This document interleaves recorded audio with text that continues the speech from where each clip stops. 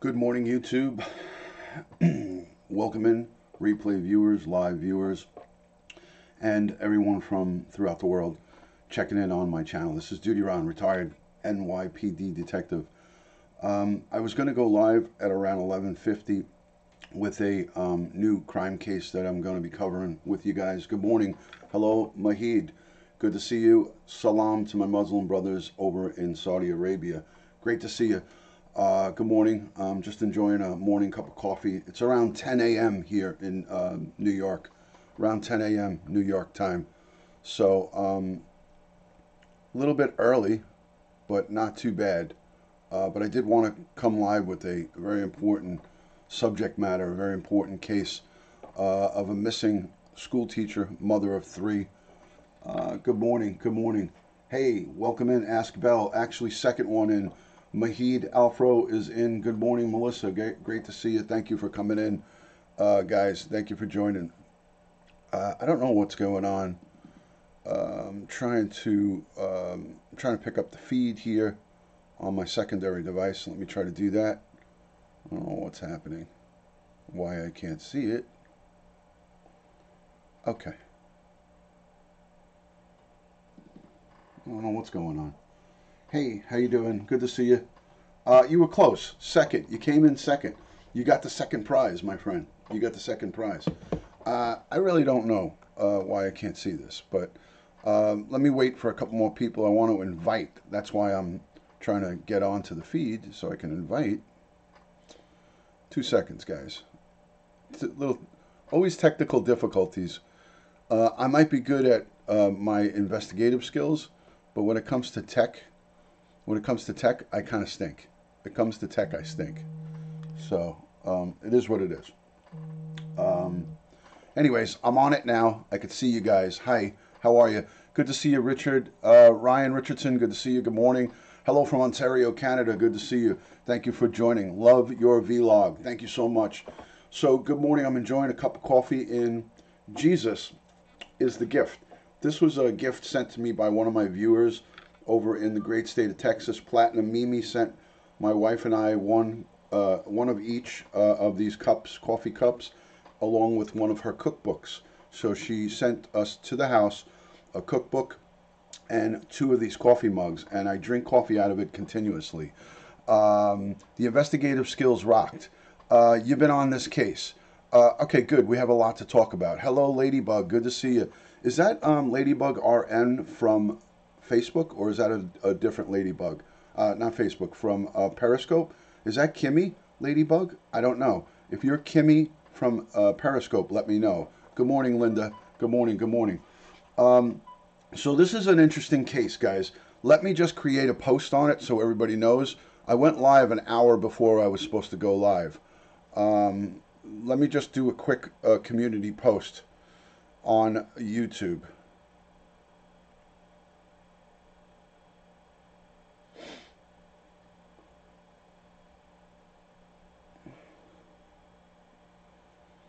Don't worry, guys. I'm going to get better at this. I'm going to get better at this, and I'm going to have it all put together before I go live. I'm an RN, but not the same person. Okay, a Ladybug RN is one of my good friends from Periscope. I've been friends with her for a couple years there, and I was wondering if you were her. But thank you for the clarification.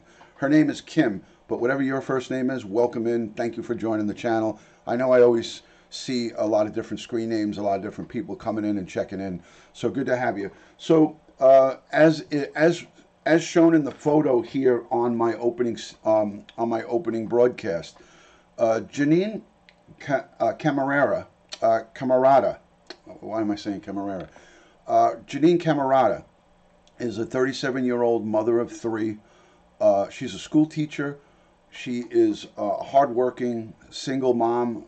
I don't think she was officially divorced yet, but she was seeking a divorce from her husband.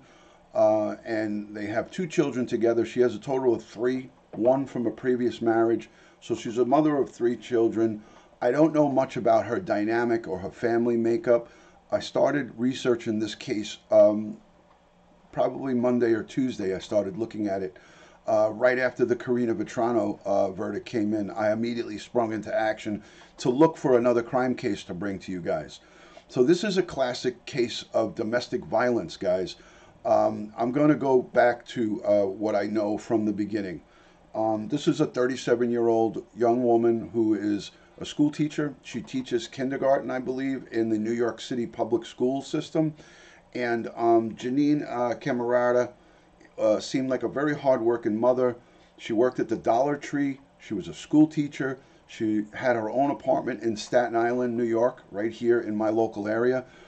Her husband, who she's seeking a divorce from, I believe she served him on Thursday, March 28th, with divorce papers.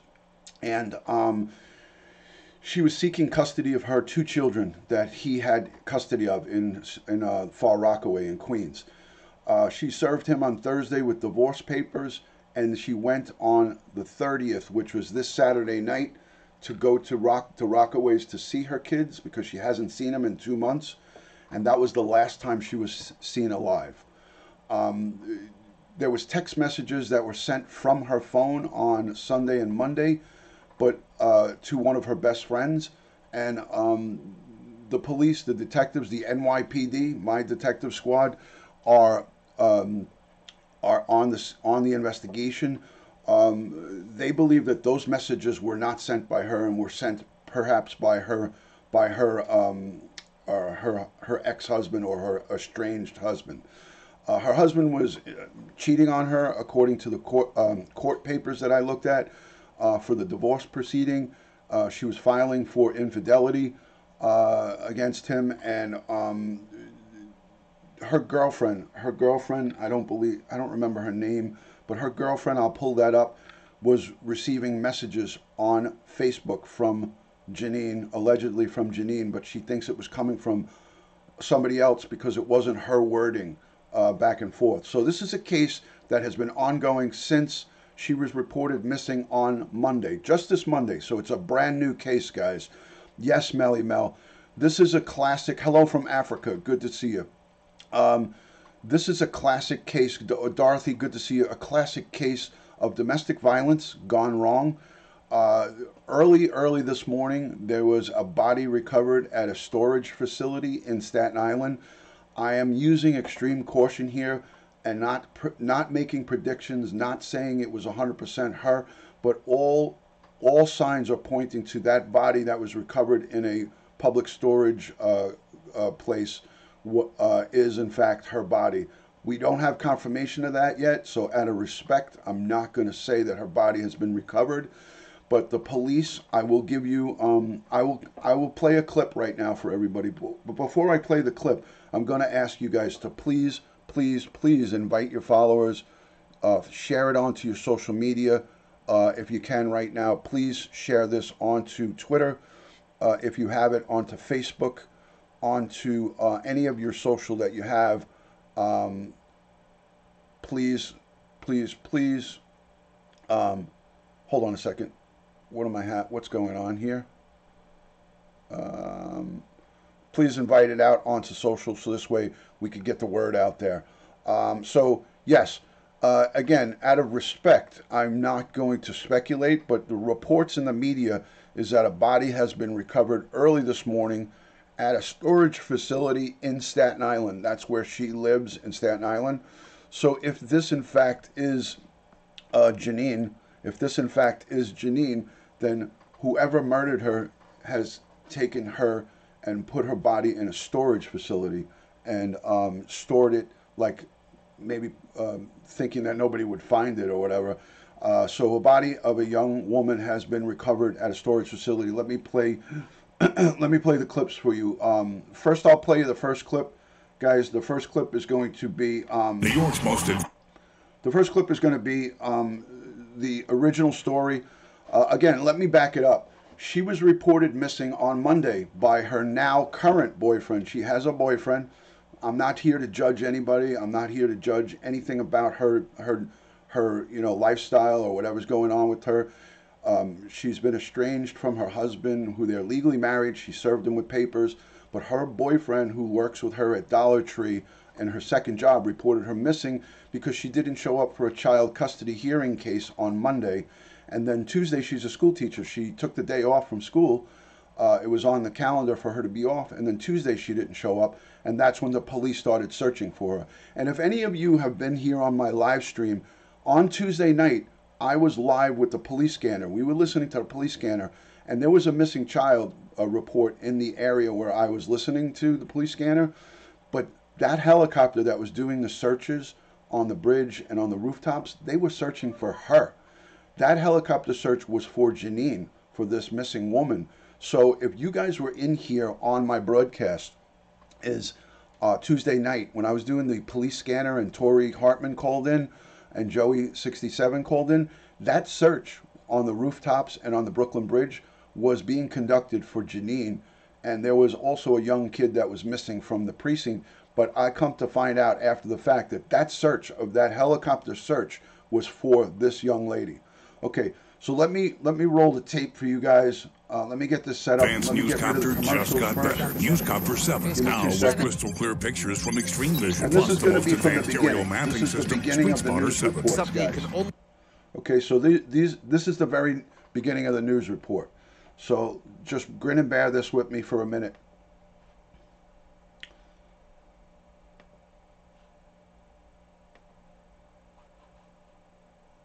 We see from Newscopter 7. New York's best breaking news reporters in the air. When covering New York, nobody keeps up with Newscopter 7.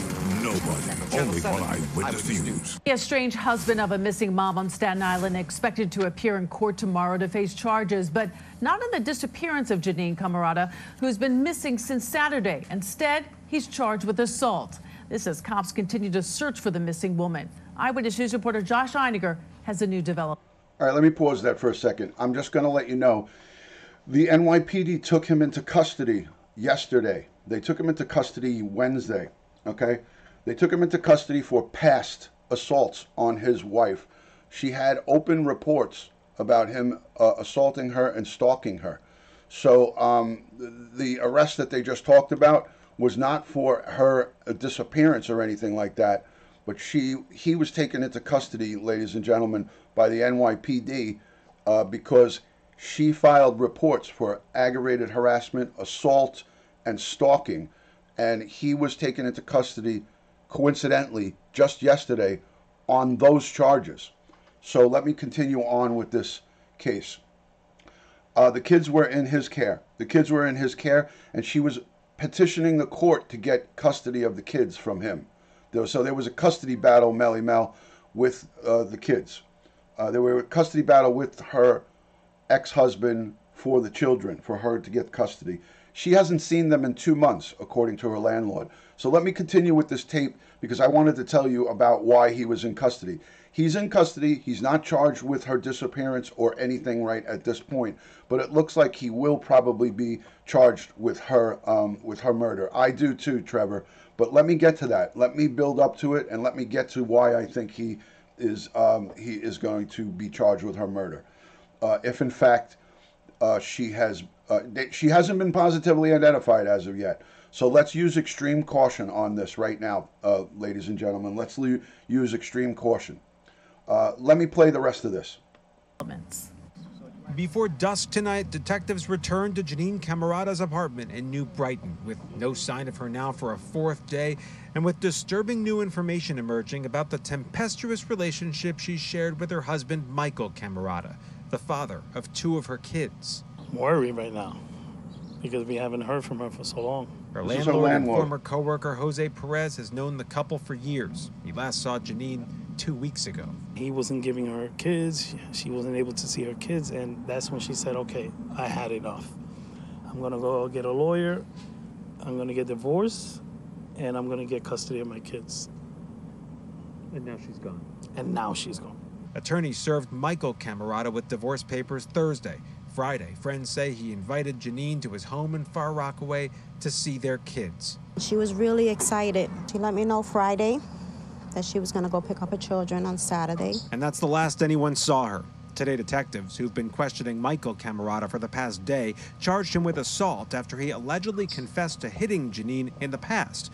But they haven't connected him to her disappearance, at least not publicly. Eric Gansberg is representing Jeanine in the divorce. I've been doing this for almost 35 years. Nothing surprises me anymore, unfortunately.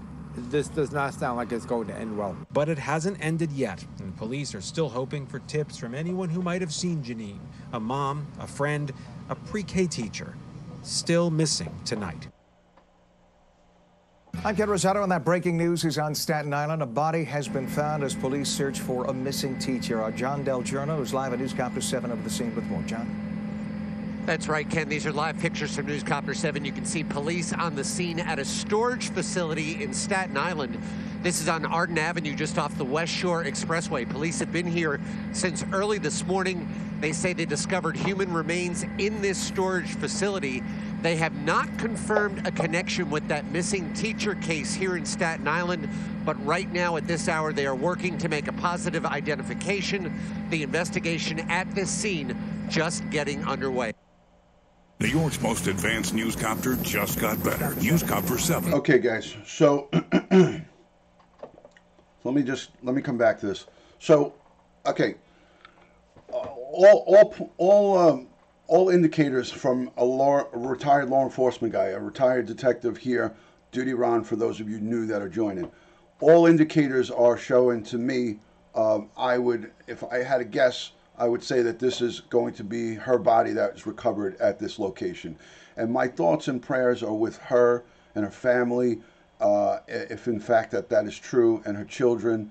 You know, somebody in the chat asked me, why was the children with the husband? I don't know the family dynamics. I will try to find out what is going on, but it seemed like she's a school teacher with the New York City school system. She's a New York City school teacher. She teaches, I believe, first grade or kindergarten or young kids. She also had a second job at the Dollar Tree. She has a boyfriend currently, and her best friend, who lives in New Jersey, was the one who was getting tons of messages from her phone over the weekend, but she felt that those messages were not her. And I'll pull those messages up for you, and you guys can read them here. So, good morning. Good morning. Hi, Cindy. How are you? Good to see you.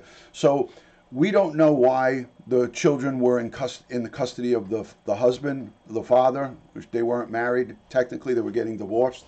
He was served with divorce papers and custody papers for her children, for her two children. On Thursday, that was the 28th of March, she went over to see the babies, the kids, on Saturday night into Queens, and she was never seen again. Okay, so it is breaking news, and Liz, as I get valid information, I will report it out to you, but everything that I'm giving you has been pretty much verified information. So I'm not going to speculate. I'm not going to say, I'm not going to say things that I don't know about. I don't know the reason why the kids were not with her. According to what I read, she didn't have adequate housing facility for the kids, and she was working two jobs to probably get a place where it would be more adequate for her. Hello, Anita from South Africa. Good to see you.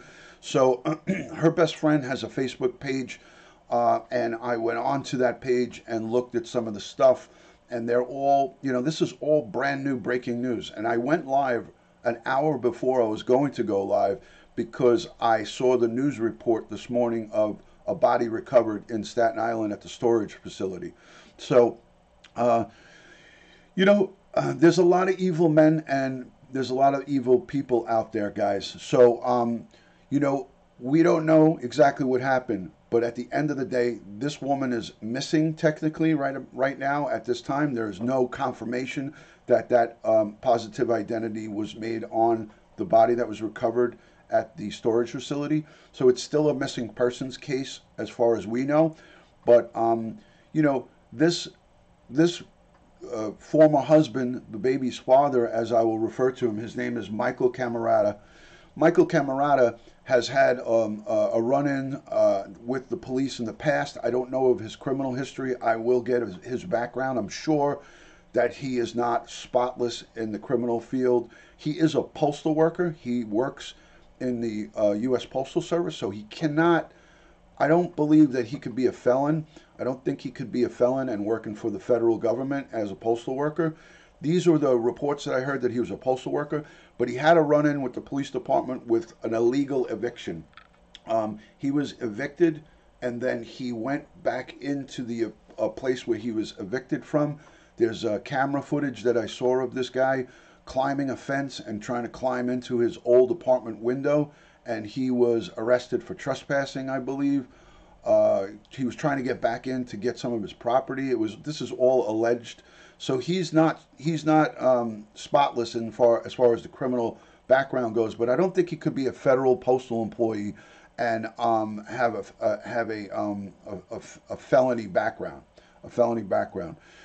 So yes, I know that for a fact because I've done investigations on federal. I've arrested postal workers. I've arrested mail carriers, and they immediately say that they're going to lose their job. So you can't work for the federal government if you have a long arrest history. So he probably doesn't have a long arrest history. This is a domestic violence case. This is a case of a relationship that did not work out through infidelity, through obviously violence, because he was arrested for assault, stalking, harassment. Just yesterday, police took him in custody and arrested him. But I think, knowing my detectives and how the greatest detectives in the world work, I think the detectives on this case had a gut feeling that this guy was responsible for her disappearance, because everything about Jeanine's disappearance is fishy. Everything about it. She goes to, after 2 months of not seeing her kids, she goes to the Queens residence where this guy, her husband, who coincidentally has a girlfriend. So his girlfriend is not going to be ruled out either with the involvement of this. And this kind of all, guys, what does this have like a little bit of a coincidence, a little bit of, what does this sound like to you? Here we have an estranged husband who is in the process of being divorced from the wife with a girlfriend. Who does this sound like? This sounds a little bit like Chris Watts, doesn't it? He has a girlfriend.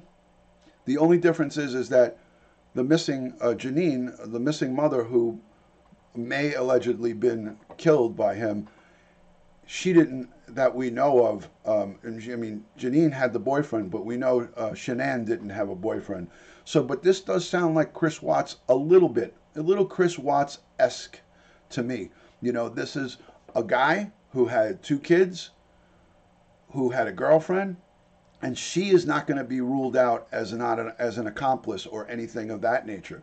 So, everybody is going to get looked at. We have the forensics team, the DNA squad, all of the biology guys, everybody from the DNA lab, from CSI, and all of the crime scene folks. You saw the van parked out in front of that storage facility. That's the crime scene unit. So they have a lot of stuff. Yes, exactly. Red like wine. Exactly. So domestic violence is obviously a very serious situation in our country and throughout the world. Look at how far back, and this goes way beyond O.J. Simpson, the O.J. Simpson case. But honestly, in law enforcement, once that O.J. Simpson case occurred, that's when we were required by state and federal law to fill out a domestic violence report. The DV report, it's I think it was we refer to it as DVR, domestic violence report. So the DVR, I forgot the actual code name, the actual numbering for the DVR. It was like, I think, something 10 something. But the domestic violence report came out of the O.J. Simpson case. As soon as that case was finished, we came up with a domestic violence report. Prior to that, there was just a standard police report. So there you go, Mary. I had a gut feeling from the beginning too, but we don't know 100% whether whether this body that's recovered is in fact Jeanine's. So we're gonna keep that quiet until it is confirmed through positive identification. Once we get positive identification, then we could speak about that. But the good news is that the baby's father, Michael Cammarata, is in custody. The NYPD has him in custody. So that's the good news, guys, is that he is in custody, and he's not going anywhere. They're not going to release him anywhere. So, so this is a serious new case of domestic violence gone wrong. This guy is less than an honorable man. He puts his hands on a woman. It's been confirmed, and the smartest thing for the like you said, Mel, the smartest thing for the detectives, they had a hunch and they knew that there was something wrong with this. Between the text messaging that somebody was sending on her phone, somebody had her phone and was answering her best friend. So let me pull up those text messages so you guys can see it. It was on Facebook Messenger. So I'm going to pull those messages up for you so you can see them.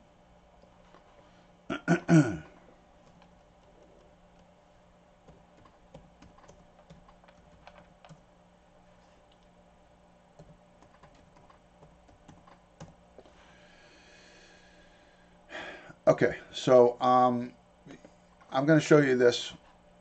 These are some messages that were exchanged with her and her friend. Let me get that pulled up for you.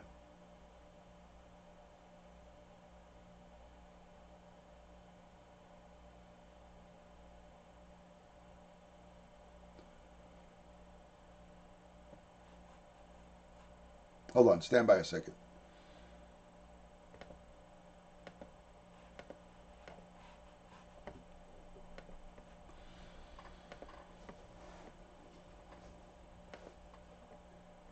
Thirty-seven-year-old Jeanine Cammarata, mother of 3 and a teacher at PS 29 on Victory Boulevard. Yes, Liz. Police say she was last seen by her boyfriend after dropping him off at his apartment Saturday night on McVeigh Avenue in Heartland Village. He reported her missing to police on Tuesday. She would always text me or something, you know. She would let me know if she was going somewhere. Jose Perez is Cammarata's landlord at her apartment on Cassidy Place. He hasn't seen her white That's where Chevy she parked lived. outside since last week. Police say Cammarata's roommate received a text message from Cammarata on Monday saying she is okay. Exactly, Melissa. But her roommate does not believe that Cammarata wrote that text. She would never run away. She got her kids. They would never do that. This is her Her sister in landlord, Florida guys. tells us over the phone that Cammarata had been fighting for custody over her 3 children, who currently live with their father, her ex-husband. She was supposed to have an appearance Monday, and she never showed. Cammarata is 4 foot 11 inches, about 120 pounds, with brown eyes and brown hair. Last time I spoke to her was Friday morning. We were talking about her coming to visit me. On top of working full-time at PS 29, Cammarata's sister said she was also working part-time at a Dollar Tree store to make ends meet. She hasn't shown up for either job since last week. Anyone with any information about where Jeanine Cammarata may be is urged to call police. From the Castleton Corner section of Staten Island, Allie Bauman, CBS 2 News.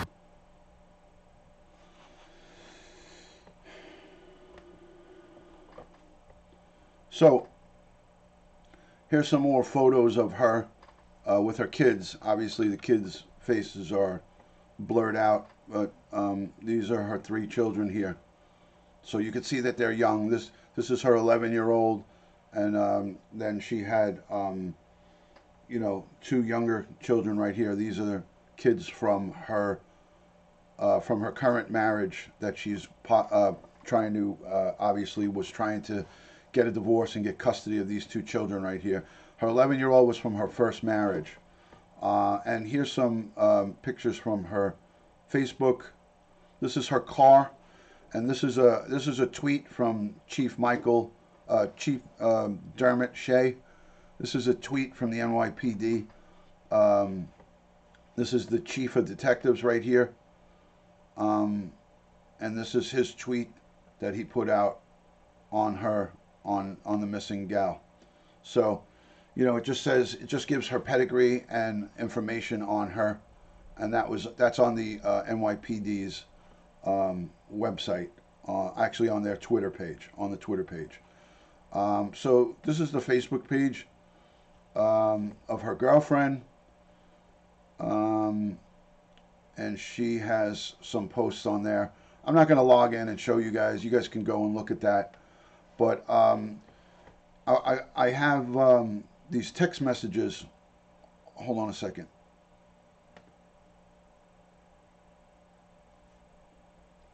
Let's look at this. I think they show it on one of these reports here, guys.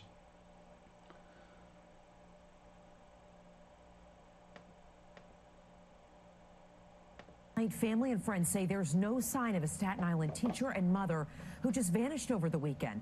And what's happened before and since has them growing more worried by the minute. News 4's Jackie Beckford is in the Midland Beach section with this search going on tonight. Jackie. That's right, Natalie, and now police are involved. Friends say the first grade teacher never showed up for school this week, and she never showed up for her second job here at the Dollar Tree, and they're worried something may be wrong. Tenured Staten Island teacher Jeanine Cammarata has been missing for days. It looks like Her a cruise ship. Family posting missing person flyers across social media, desperate to find her. Are you worried that she is in danger, that she's been physically harmed? Yes. Best friends with Cammarata since they were 14, Jessica Pobiga says the 37-year-old Veronica, that's in a mother perfect agreed world. never That showed should, up for that, if we school lived in a for her perfect second world, job that's at how the it would Dollar be. Tree on But we Tuesday. don't. She also missed a custody hearing for her kids Monday and hasn't been spotted since Saturday. Yes, She Garfield. went to go see the kids, but the kids were This is her sleeping. friend. And that really is the last time anybody had actually physically seen her. Pobiga says she received strange Facebook messages from Cammarata Monday saying she was with her kids, but a quick check proved that to be false. She believes someone else was sending those messages from Cammarata's account. The fact that she was messaging me on Messenger when her phone wasn't on Exactly, was Melly Mel. crazy to me. I then agree with kept you guys asking her 100%. To call me. As you guys know, NYPD is I've also fought asking evil the for public's 20 plus help to years. find Cammarata, who teaches I know first the grade deal. at PS 29. Her car is also missing. Pobiga says it's a white Chevy Cruze with NY license plate number HSK 8417. She would never miss school. She had I'm never gonna show it not here, called Mary. into school. She would always at least call them and say, I'm not coming in. At this point, police have not indicated whether they believe Cammarata's disappearance is tied to foul play. At this point, again, they are only calling this a missing persons case. Of course, they're asking anyone with information to contact police. We're live in Midland Beach section. Jackie Beckford, News 4 New York.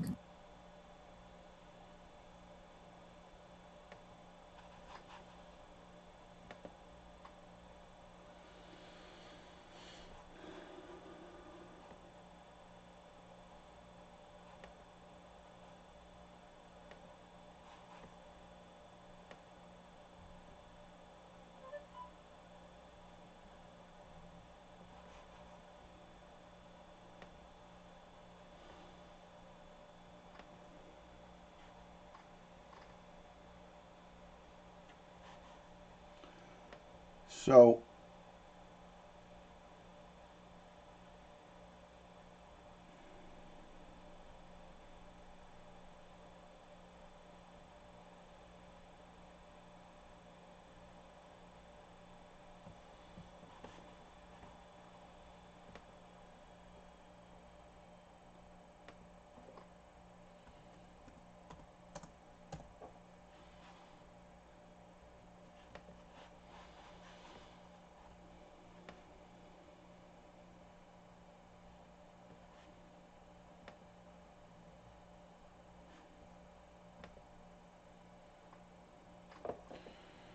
all right, guys.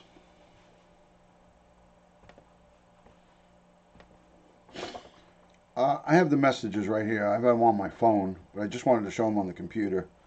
So the messages say, call me right now. This is Jeanine Marie. This is her friend talking to Jeanine.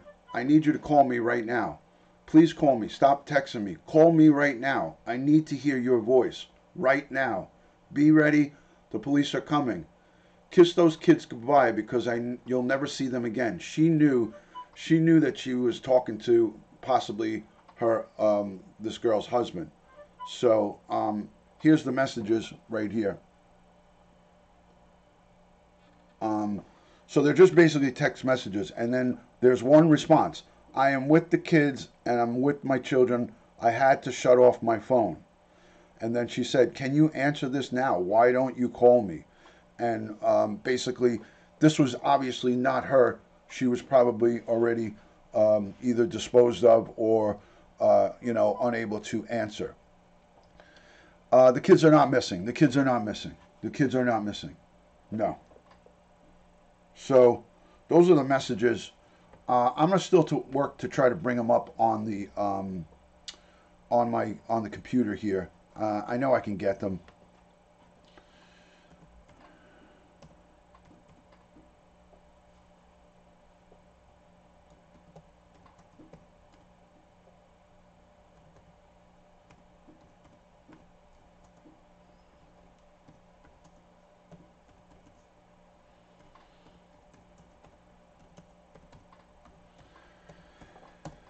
So really terrible situation, really bad situation. Here we go. I got them now. Let me just scroll to that part.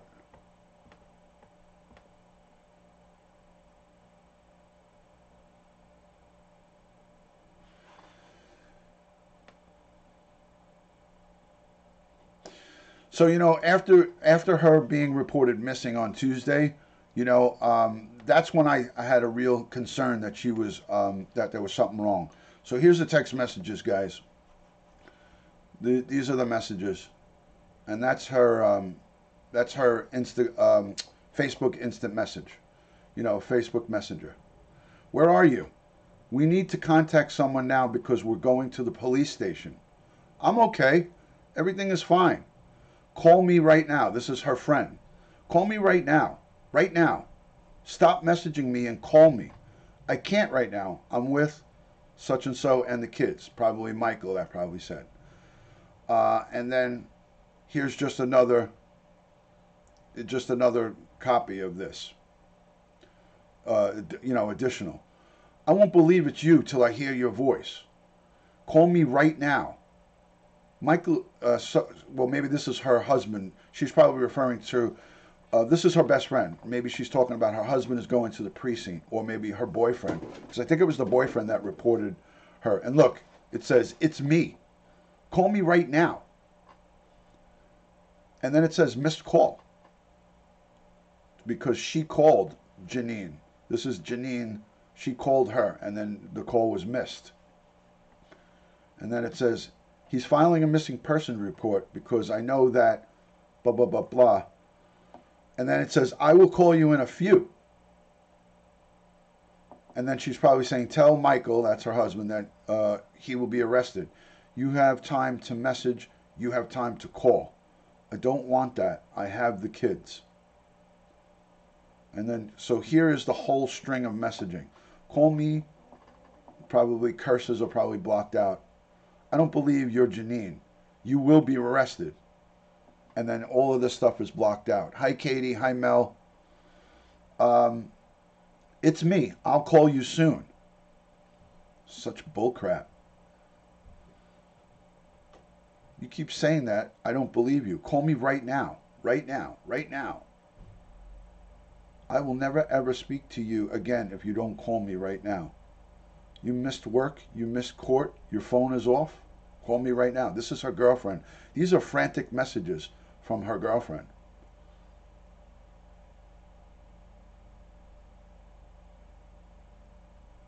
So, there's the heartbreaking messages, guys.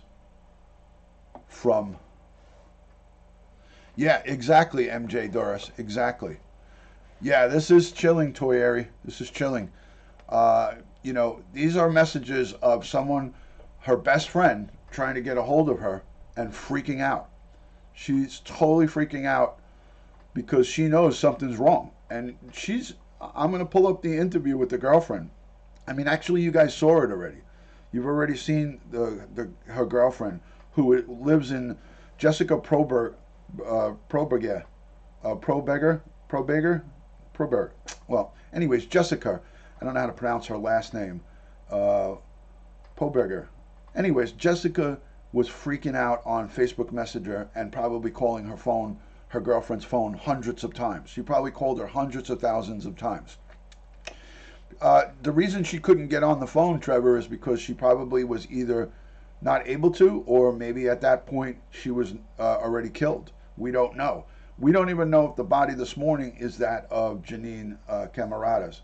So we're going to wait and see, we're going to wait and see if the discovery is a confirmed ID. Family members are going to have the really, really hard, they're going to have the hard decision to have to go to the medical examiner's office and make a positive ID. You know, if she was killed even as, if she was killed on Saturday, God forbid, if she was killed Saturday, you know, her body is not going to be that decomposed that you can't make an ID. The body's going to be pretty well preserved. It hasn't been severely warm, the temperatures.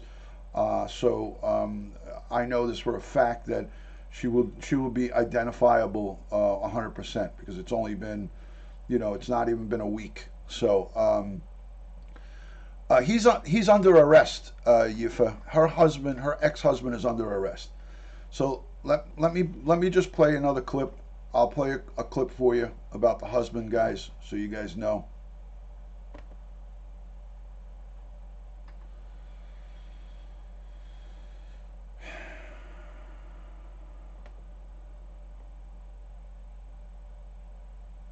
To appear in court tomorrow to face charges, but not in the expected to appear in court tomorrow on Staten Island, expected to appear in court tomorrow. Husband of a missing mom on Staten Island expected to appear in court tomorrow to face charges, but not in the disappearance of Jeanine Cammarata, who's been missing since Saturday. Instead, yes, Emily, I he's will. charged with assault.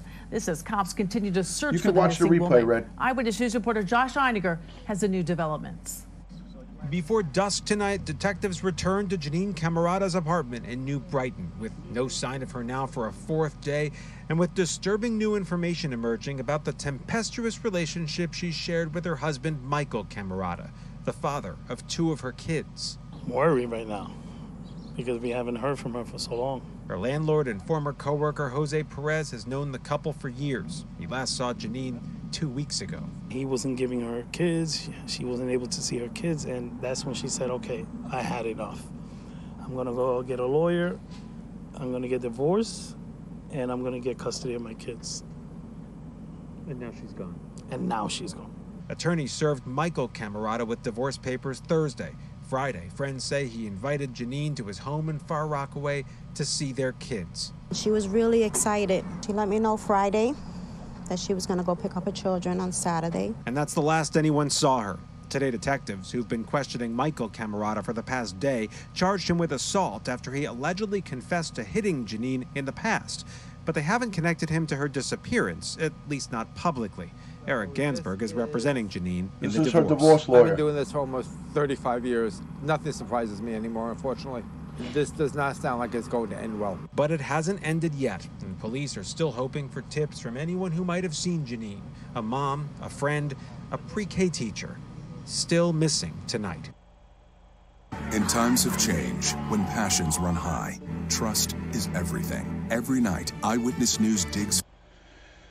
So guys, that's what we have going on here. That's the story with this case right now, as we know. Listen, Toya Airy made a very good point in the comments. I was just looking at the comments, and she made a very good point. If you suspect any kind of domestic violence of any sort amongst friends or people that you know, your neighbor, a stranger, if you observe anything that exhibits domestic violence, report it. The police can never find fault in you for reporting something, even if it turns out to not be true. You could save someone's life. I'm telling you, as a retired New York City police officer, as a police detective, we never shy away from any kind of reports of domestic violence, or any reports for that matter. So if you suspect something's wrong with your neighbor, with your friend, with your family member, and something doesn't seem right, you got to make a report, because it could be the difference between life and death. It could be the difference between suffering and saving someone from suffering. Domestic violence is a crime that happens out of love. Another person loves another person, and they accept some of these atrocities that get committed against them out of love. Does crazy things to people on both sides, you know. So let's, you know, listen, Katrina, we're talking about the domestic violence, but I agree with you 100%. Any type of crimes against anybody, if you see something, say something. It is so true. We say that with terrorism. We say that with suspicious packages in the airports and subways. If you see something, say something. This applies to anything, guys. This applies to anything. Let's be vigilant. Let's keep our eyes open. Let's keep our ears open. And if you see something that doesn't seem right, please, please report it. It could be the difference between life and death, guys. It could be the difference between life and death. And, you know, I say that with the utmost of sincerity. You know, I say that with the utmost of sincerity because, look, this is the result of what happens. We've just gone from Karina Vetrano, a trial where an innocent young jogger at 30 years old was just, her life was snuffed out in a second just by a chance, just by jogging, going out, trying to stay physically fit. She goes out jogging and runs into somebody and she gets killed. We ran from that case right onto this case of a mother, a 37-year-old woman, a mother of 3 children, ranging from 11 years old to very young, and now we're potentially talking about a homicide case. We're potentially talking about a murder case, and I'll update you guys tonight. I'll update you tonight on this, but you guys will probably find out about it before I go live with it. But I'm not sure if the identification will be made today. It may very well be made tomorrow morning. But if her mother comes and goes down to the medical examiner's office once they're finished with their autopsy, this could probably take until tomorrow, the way I see it happening, or it could be sooner. It depends on how the police and how the investigation falls, how it all goes. So there's a lot of forensics that needs to be done. There's an examination of the body, and perhaps an autopsy has to be done before ID could be made.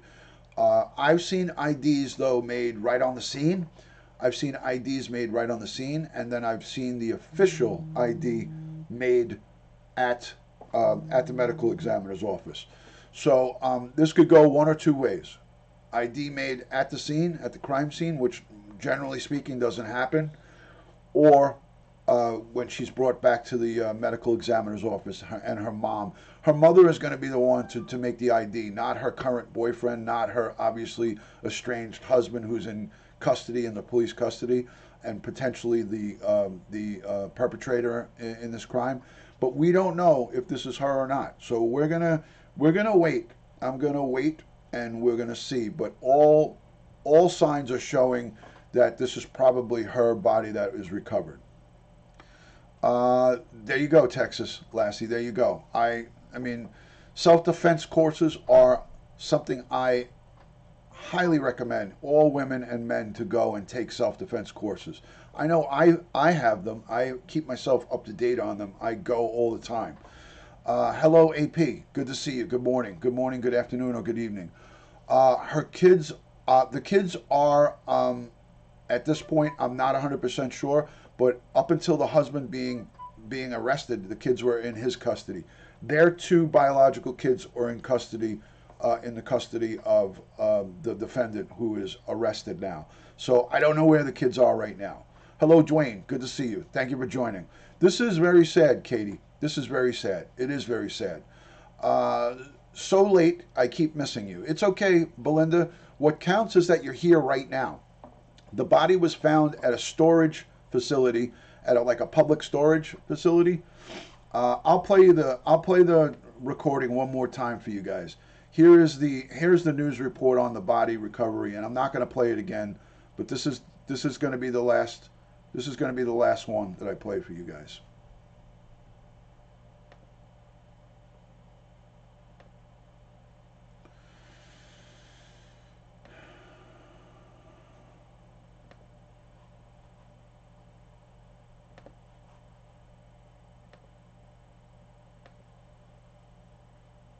In times of change, when passions run high, trust is everything. Every night, Eyewitness News digs for the truth to bring it to you straight. It's why New York's most watched, most trusted news is Channel 7 Eyewitness News at 11.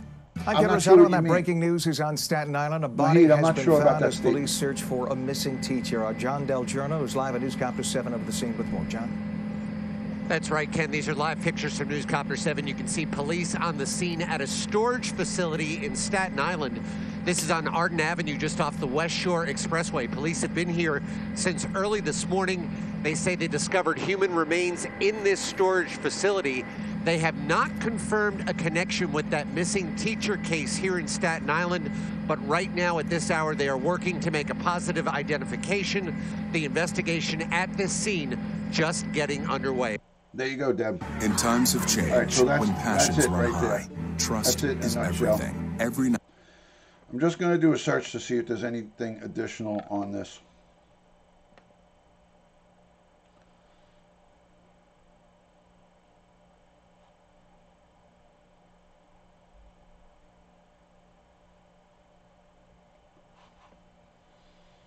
Let me just see something here.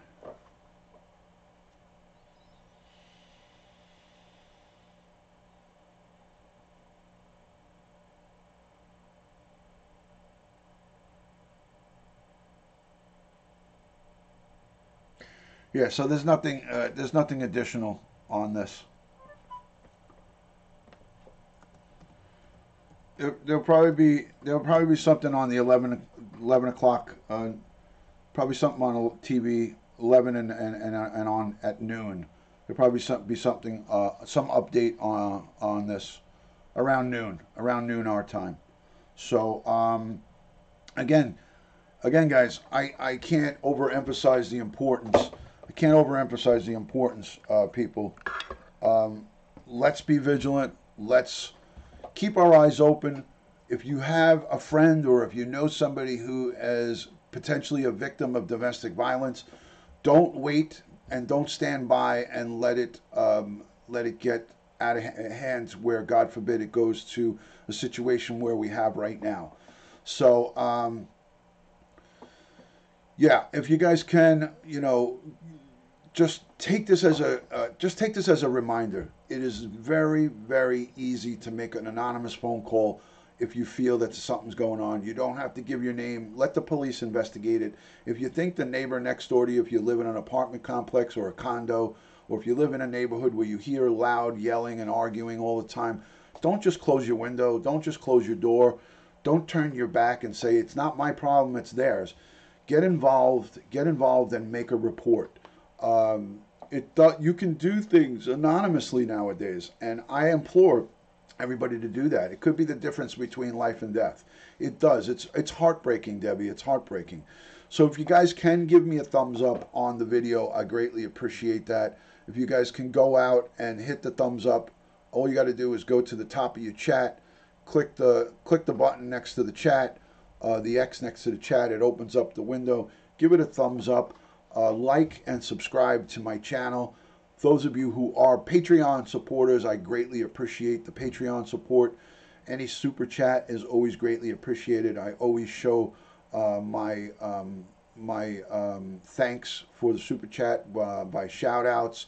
I send handwritten letters out to some of my friends and fans and people who give me super chat. I send a little personal handwritten thank you card. That's just my way of doing things. Not a lot of people do that, but when I get super chat, I ask people to send me an email and give me their address, and I send them a thank you.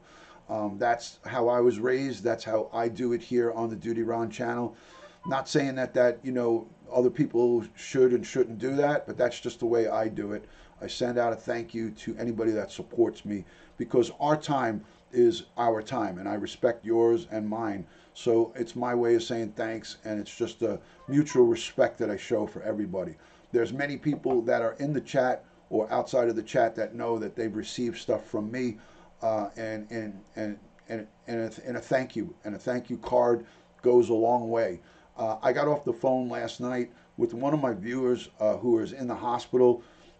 I asked her to send me on my live yesterday her cell phone. If she wanted to share it with me, she sure did send me her cell phone. I was messaging with her last night, and she said to me that, I made her evening, and she was really, really happy. So, those kind of things for me are a pleasure for me to do, and if I can make someone just a tad bit happy, by just sending a small text message, then that for me that makes my day. You too, Katrina. Thank you so much, Katrina Porter. Thank you so much for coming in. Much love and respect. I don't know if she wants everybody to know about it, but just nothing serious. She had an asthma attack and was having difficulty breathing, and she's in the hospital. So I'm not gonna call her out at this point. I'm not gonna call her out on it, but I'll let her, I'll let her come on, and I like to respect everybody's privacy. Although she did it on a live chat, but maybe she doesn't want, maybe she might not want to have it advertised. But yeah, so I was in contact with her. I sent her a bunch of pictures last night, a bunch of photos, and she said that I made her evening and put a smile on her face.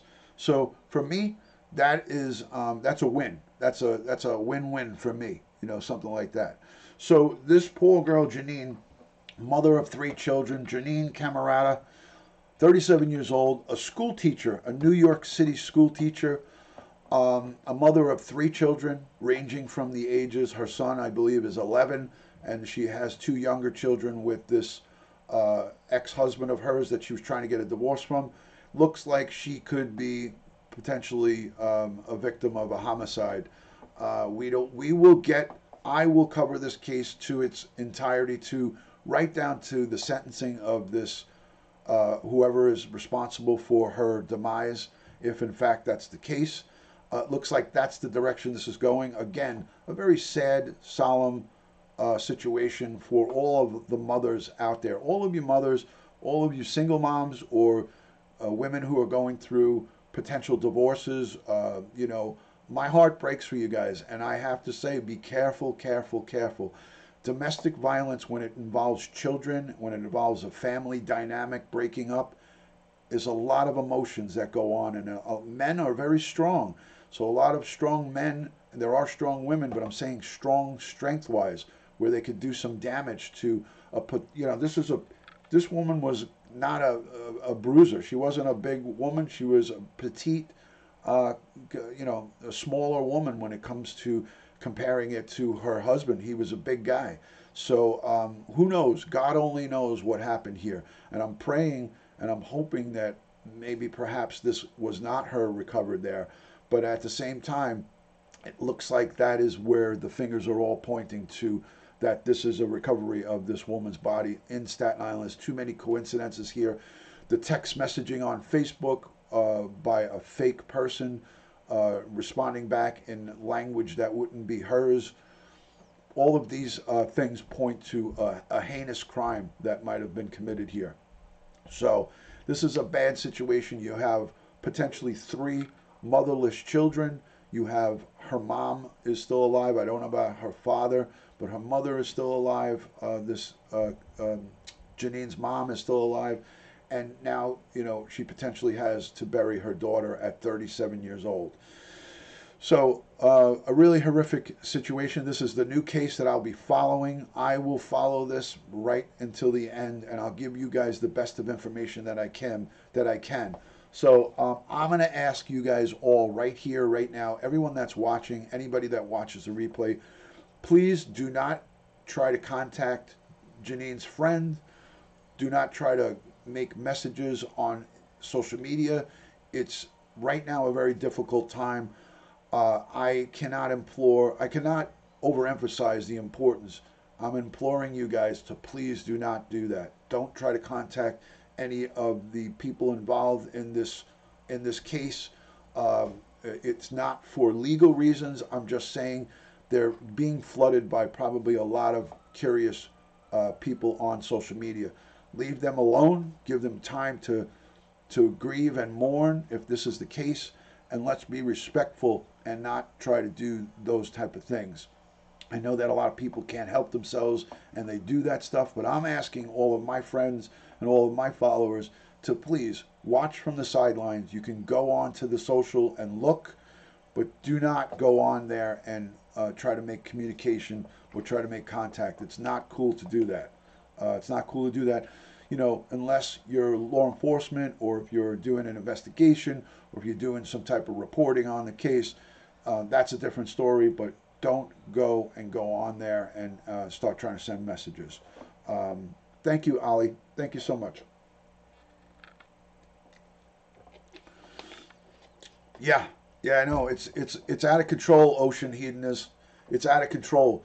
So again, this is what we have going on. Jeanine Cammarata, 37 years old, a school teacher, a mother of three, a hardworking single mom, from what it all shows to be. In the process on March 28th, serving her ex-husband with divorce papers and custody papers. She had a court hearing in family court. She had a court date in family court on Tuesday, just the day before yesterday. She did not show up to it. She did not show Monday. She did not show up to her job on Tuesday as a school teacher, and no one has ever heard from her. Patty, I don't know. But it happens. It happens. So out of all of this, we have to come and try to make a positive message here. We have to learn. Let's learn by each and every one of these cases. Let's learn by each and every one of these cases and try to do something different in all of our lives.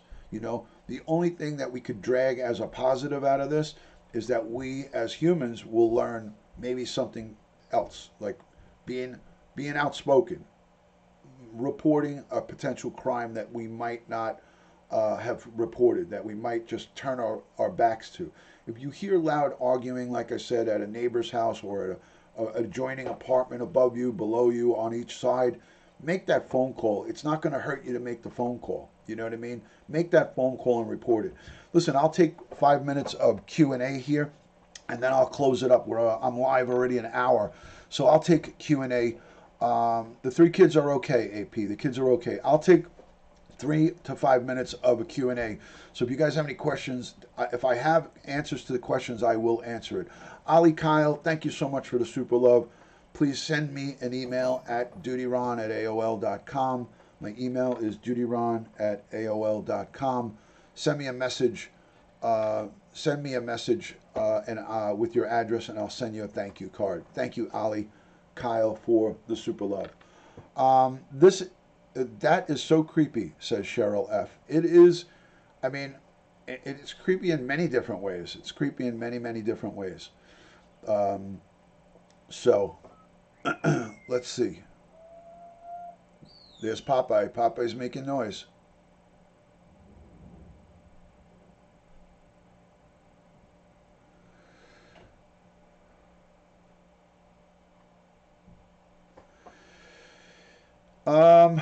Why didn't they arrest him sooner? She might be alive if they had.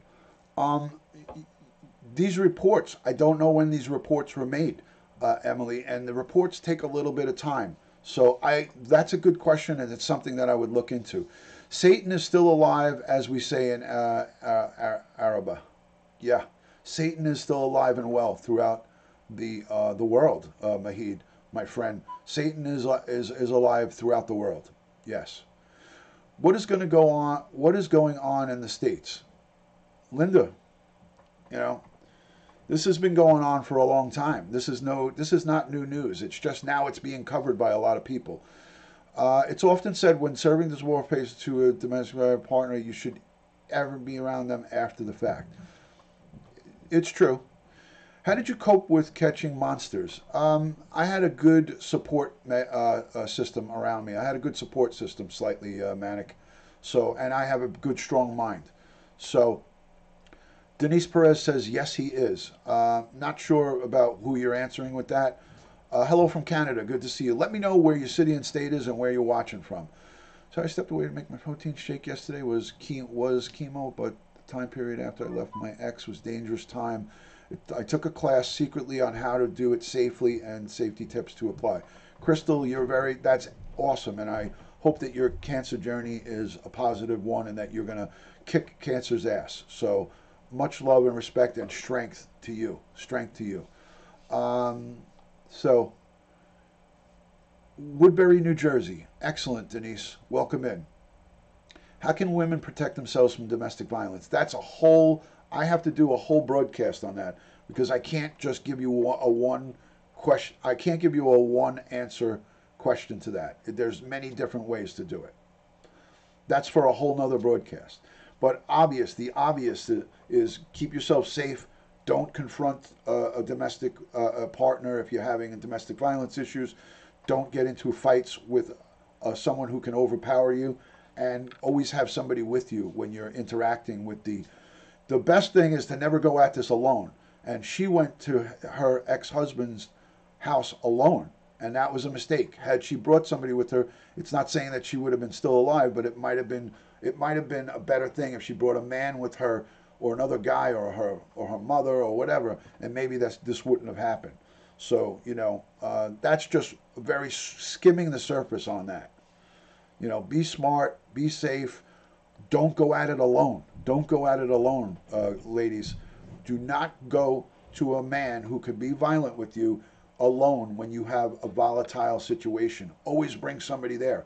You could call the police and have them meet you there and have you go to the house to go get the kids. If she was going to go see the kids, she could have called 911 and had the police meet her at the apartment and then have a supervised visit.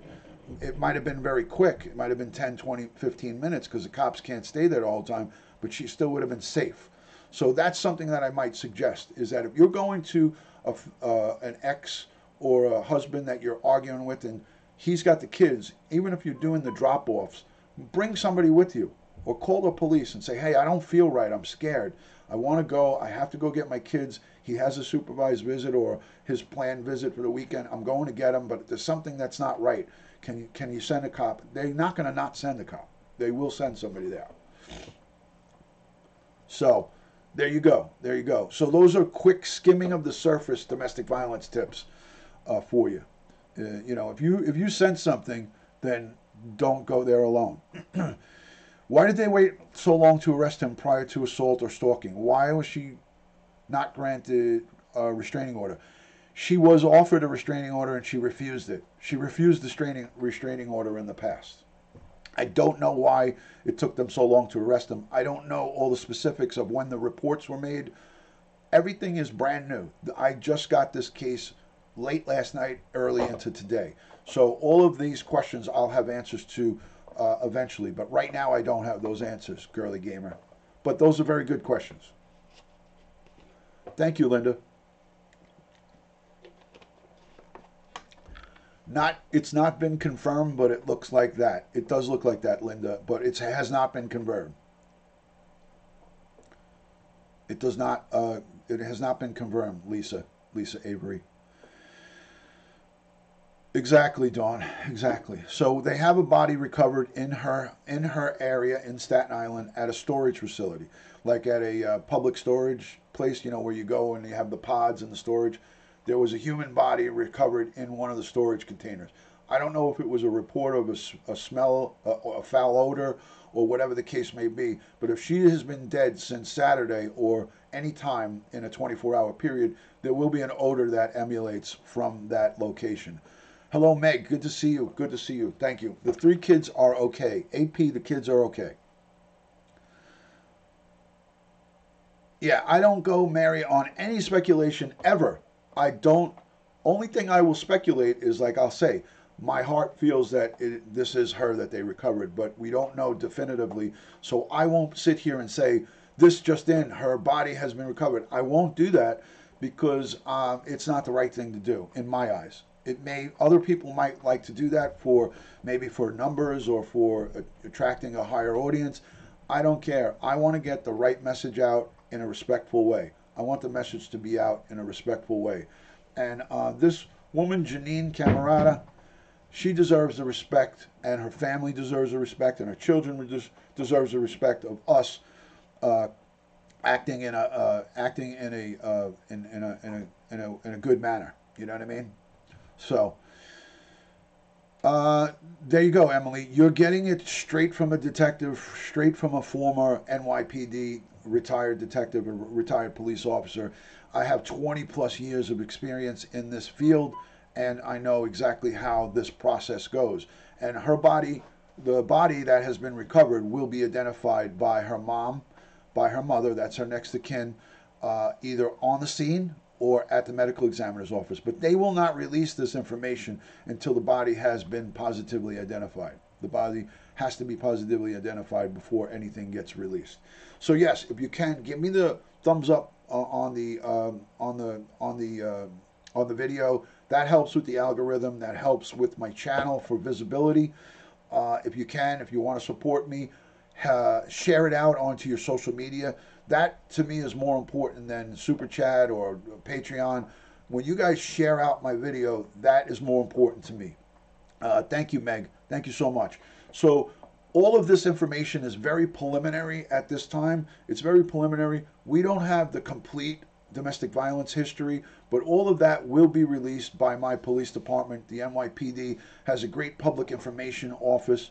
All of those reports will be made public. Any criminal investigations that were ongoing will be scrutinized by the chief of detectives. The chief of detectives will go over this case with a fine-tooth comb.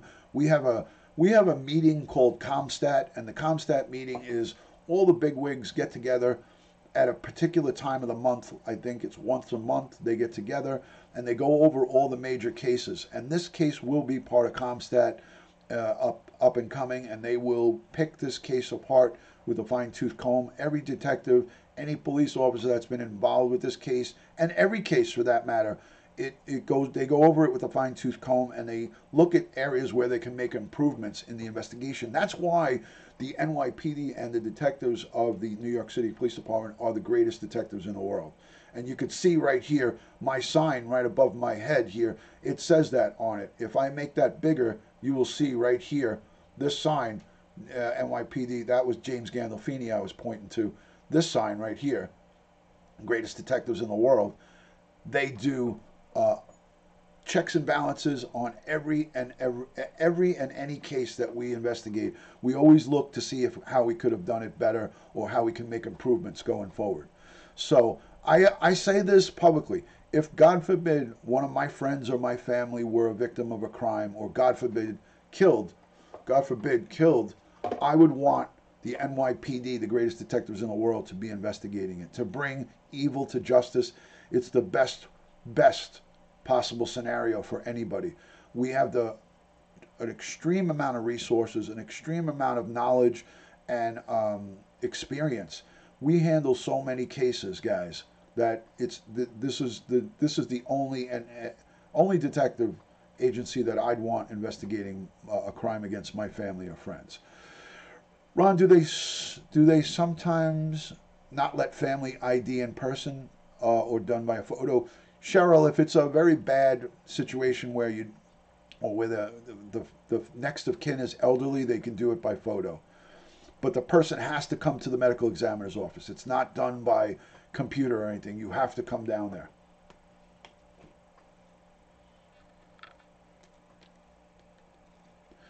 As a mom of a police officer in Tennessee, I'm so proud of the work that all police officers do. Mary, I think we've spoken before. Thank you so much, Mary. Much love and respect. And tell your son or your daughter to please stay safe out there. Much love and respect for my fellow brothers and sisters in blue. Much love and respect.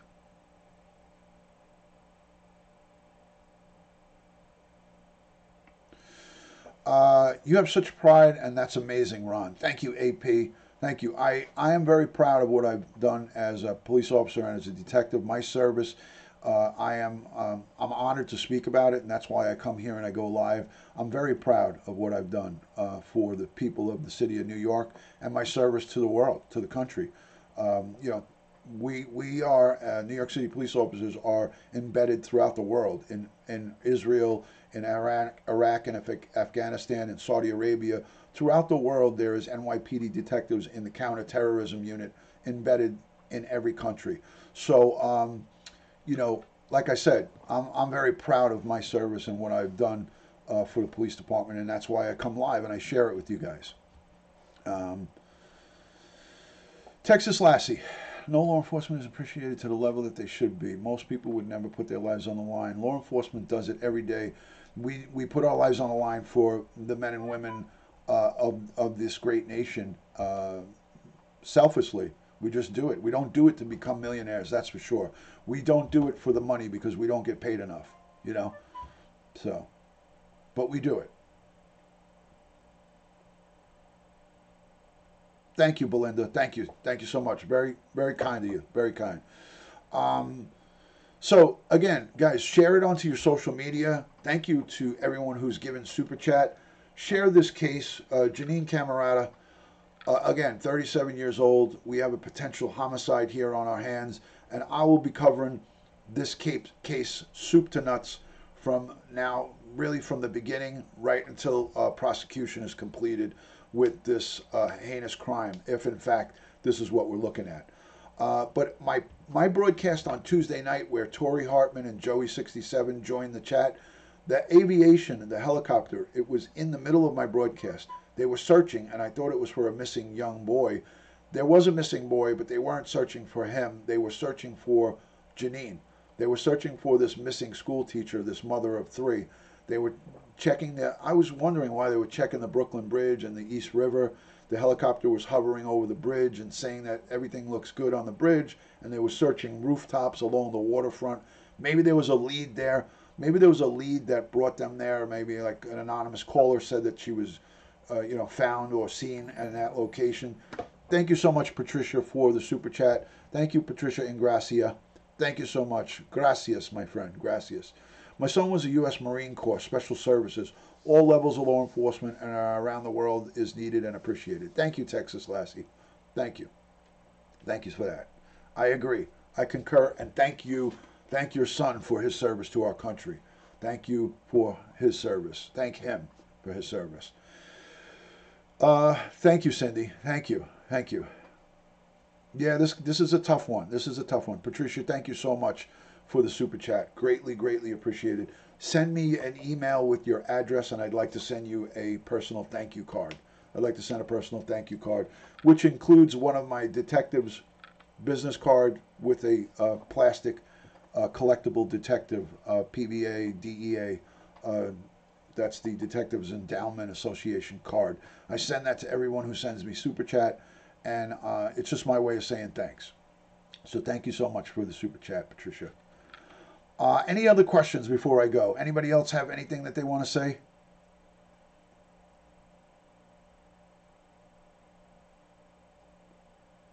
It's okay, Belinda. Don't worry about it. It doesn't matter. It doesn't matter.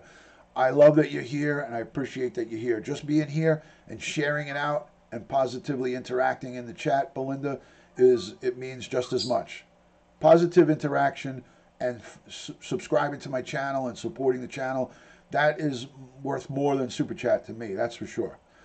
Brooklyn Joe, unbelievable. Another young woman's life ripped away. Brooklyn Joe, you couldn't have said it any better. It's a horrific and tragic situation. I love all the thank yous going out to Texas Lassie. I love that. You're very welcome. You're very welcome, AP. Thank you. Mahid, thank you. I appreciate that. Listen, guys, Mahid Alfro right there is from Saudi Arabia. He is a respectful gentleman. He is a great friend to me on the internet here, from Randy W. Horton, from Periscope, and all of my friends over in Saudi Arabia. So he is a great guy, and I can't say enough. I can't say enough great about him. Paper Angel, that's another Joey Brooklyn. How are you, Sonia? Good to see you. Thank you for joining. Great to see you. Thank you for coming in. But that's not Joey67. That's another Brooklyn Joey. We have a couple of people from Brooklyn with the name Joe. Isn't that shocking? All the Italians, they either got Joe. Joey is a really good Italian, a common Italian first name. You got Joe, you got Vito, you got Tony, Anthony, Antonio. There's just so many Italian guys, but we have a couple of Brooklyn Joes. There's two of them. There's Joey, BKLYN_67, who's a personal friend of mine, and then you got Brooklyn Joe in the house. They made their day, sure. They made their day, sure. Okay, there you go. I would love to know if the incidence of crime against women is increasing, or we're just hearing about it more. Social media is putting it out there for you. Social media is putting it out for you. You know, that's what's making it really come to the forefront, is that because it's here and in our faces and people are talking about it, that's why it's always been there. Let me tell you something. I'm here to tell you guys, hello Pitbull, good to see you.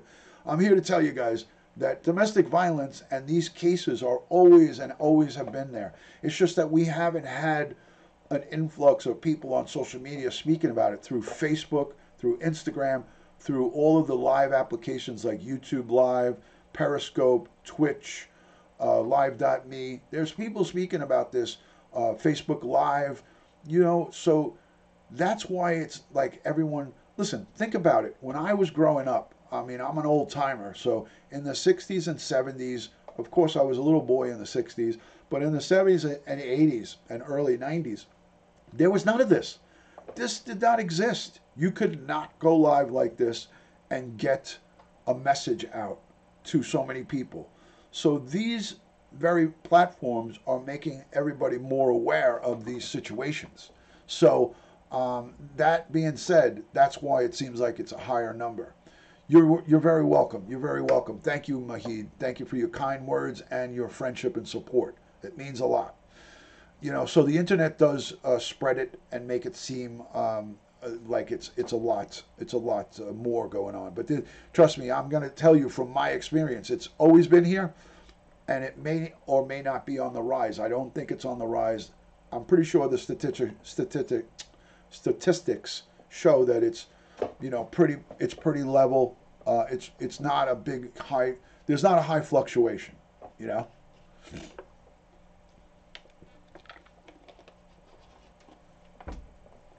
Yeah, Texas Lassie, you got a lot of support for your son, I believe it is, your son, in the military and his service. So we thank you. We thank you so much, beyond belief of how much thanks we have. I'm doing really good, Pitbull. Don't forget Carmine and Patricia. There you go. And also you got Gina. You got there's so many Italian women's names. Hello, Jamie _G13 from the great state of Texas. Another great friend of mine coming in. Guys, smash up onto Jamie _G13 site. Go subscribe to her. Paper Angel ASMR. That's Sonia. She's a great friend of mine. She has great stuff to offer here on YouTube. She has, you know, she's a great married woman with her husband who happens to be a paraplegic. Her husband is a great man, and he just had some medical procedure done and is in the hospital. So please, everyone, support Paper Angel ASMR. She's a wonderful, caring wife to a great husband. So guys, all of these people, the people I try to surround myself with, people who I get around me are positive people. So please go and support your content creators on all platforms, whether it's here on YouTube, on Twitch, on Periscope, on YouTube Live, on Facebook Live. Instagram has a live. Anybody that's doing social media on a live, I implore you to go and subscribe to them and check them out.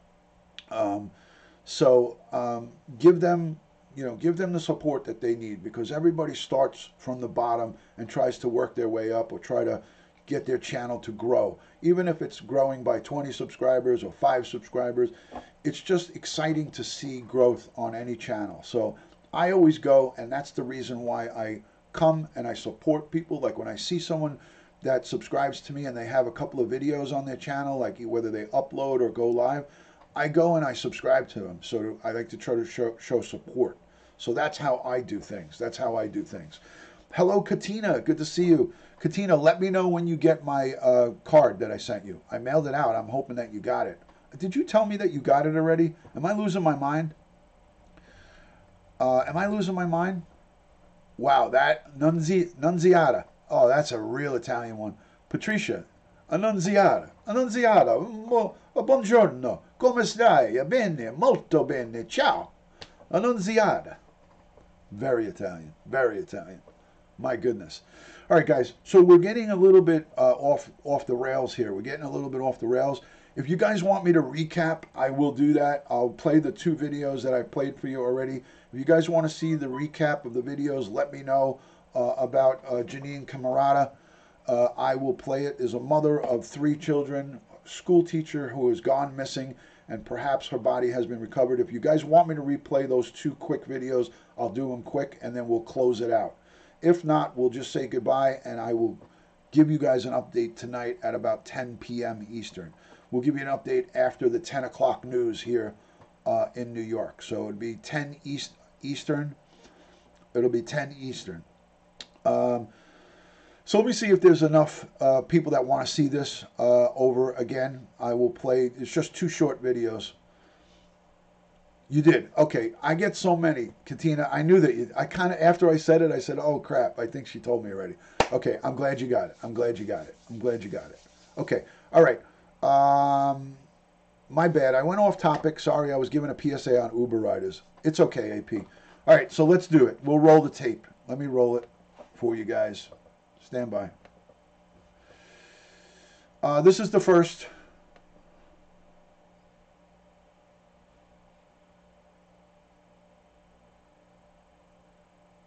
This is the first one. My son was born with cerebral palsy, and at the time of his birth, we knew something had gone wrong. For the next few years, I consulted with numerous attorneys who told me I had no case.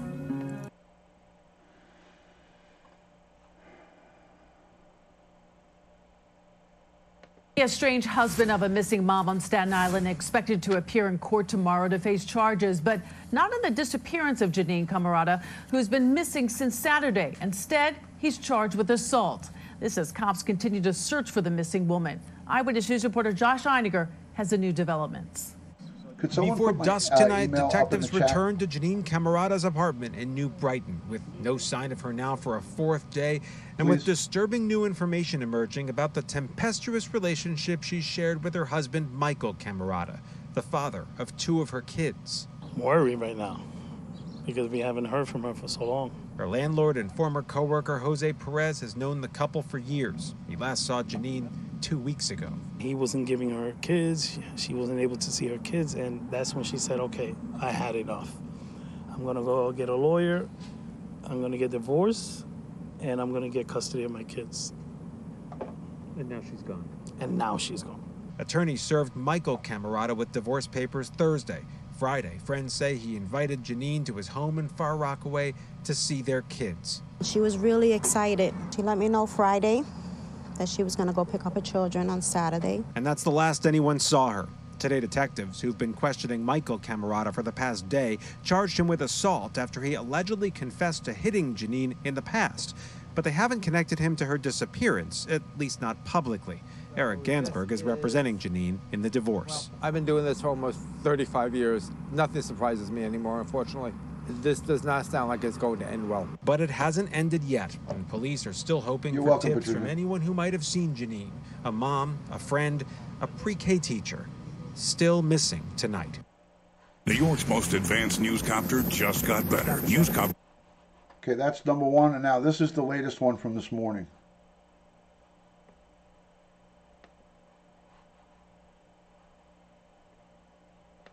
In times of change, when passions run high, trust is everything. Every night, Eyewitness News digs for the truth to bring it to you straight. It's why New York's most watched, most trusted news is Channel 7 Eyewitness News at 11. I'm Ken Rosato, and that breaking news is on Staten Island. A body has been found as police search for a missing teacher. Our John Del Giorno is live at Newscopter 7 over the scene with more. John?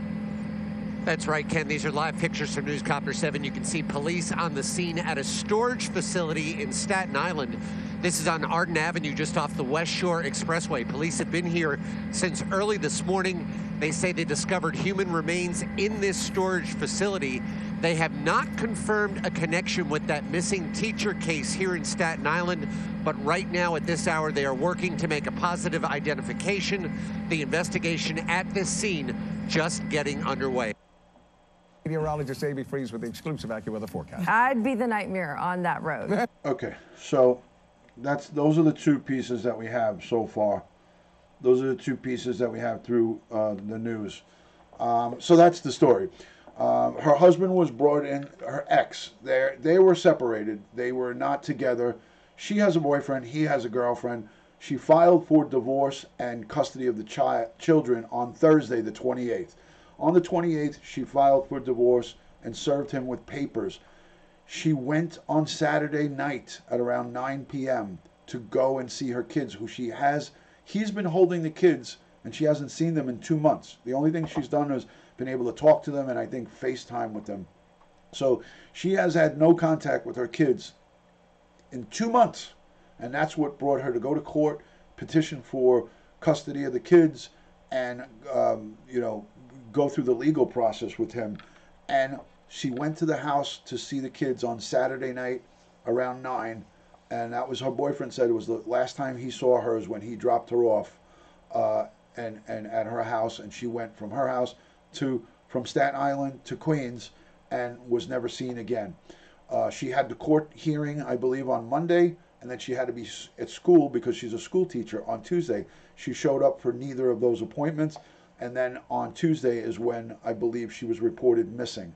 So she got reported missing, and then Tuesday night when I was working, I was doing a live NYPD police scanner video while I was working, and that was when Joey from Brooklyn, Joey_67 and Tori Hartman called in. We were listening to the police scanner, and they were searching for somebody on the top of the Brooklyn Bridge and rooftops. It was a missing child. I thought that they were looking for the missing child, but it was for this person. It was for Jeanine. They were looking for Jeanine Cammarata. That was a search that was being done because she was reported missing on Tuesday. So, if you want to go listen to my video, scroll to the part where you hear the helicopter. I'll look for the exact parts, and we could listen to that. That was the NYPD's aviation unit looking for this woman, looking for this 37-year-old mother of 3. I thought it was for a missing child, but it was for her. Unbelievable. So everything is unfolding quickly. When we find out when there's positive identification made, and only when there's positive confirmation made will I talk about a body and a murder. Right now we have possibly a homicide here, domestic violence involved homicide. We don't know all the particulars, so I am not saying. This is all potential. This is all not confirmed. So I cannot overemphasize the importance that we say we do not know whether this has been confirmed or not, but all signs are pointing to a recovery of this missing mom, unfortunately. And if that's the case, my prayers, my thoughts, and my condolences go out to her entire family and her 3 children who are now motherless, if that's the case. So I hope and pray for some miracle here, but it does not look good, guys. It does not look good.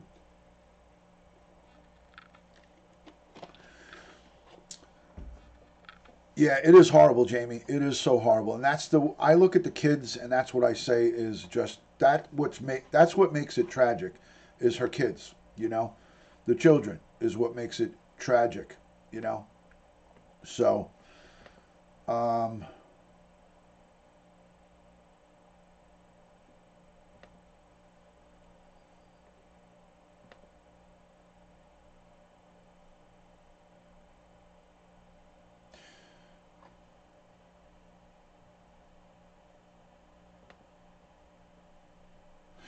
okay, I'm going to show this, and I don't even want to, but I'm going to. This is a picture of her ex-husband and her I guess, in better times. I mean, I almost don't want to show this, but I think I'm going to wind up having to anyways. I'm going to have to wind up showing this anyways. This is a picture of her and her husband when times were better. And, I really don't want to, but I'm going to. So these are photos of her and her husband, I guess, in better times.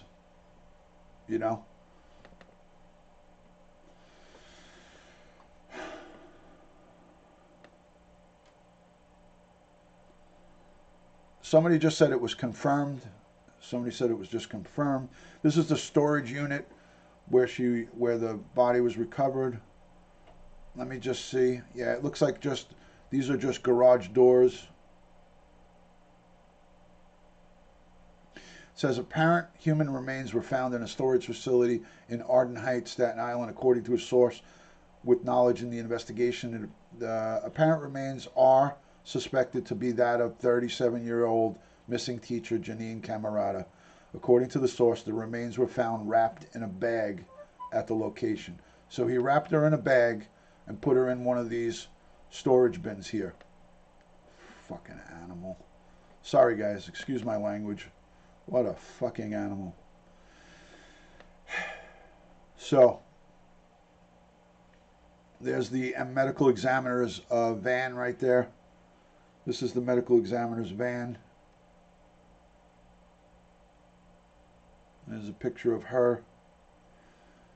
And this is a picture of her with her kids.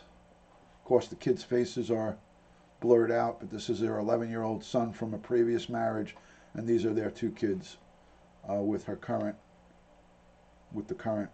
marriage.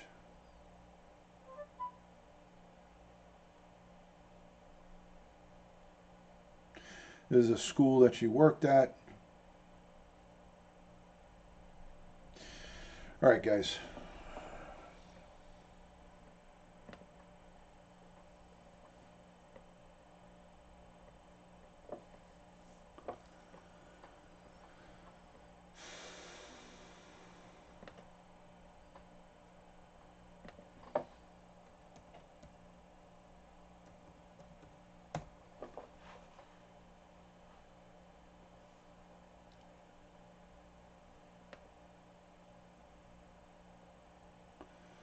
Okay, so here it is on 1010 Wins. I'm going to just read this. I'm going to read this. Police work to ID body. This was 8:55. All right, I'm going to play the audio. Cops collared Michael Cammarata after he reportedly admitted punching his estranged wife Jeanine in the face on Saturday night, which is around the time the mother of 3 vanished. Jeanine's landlord, Jose Perez, says she was afraid of Michael.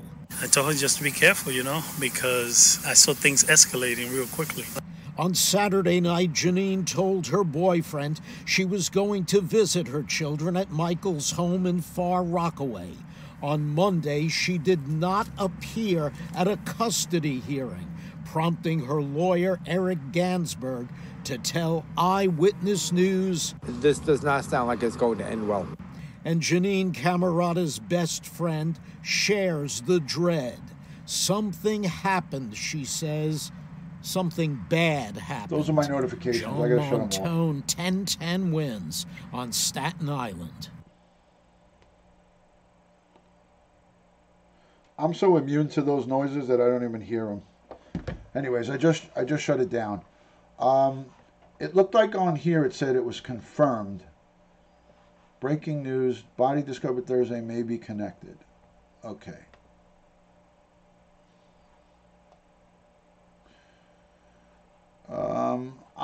I don't see any confirmation as of yet here. I don't see anything.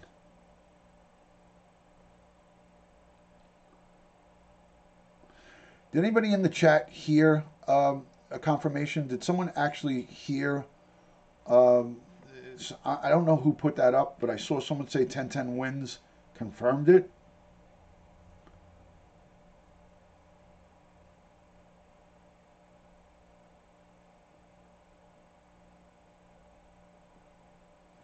Pamela, it looks that way. It looks that way. I mean, right now everything is preliminary. I heard it on the radio on 1010 Wins on the news. Oh, so it was a breaking story. It said breaking news, Bella.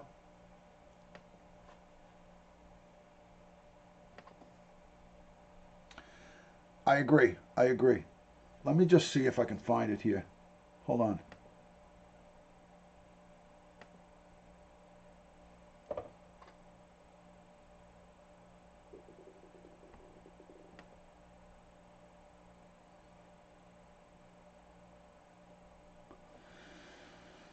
I'm almost thinking of signing up for this radio.com.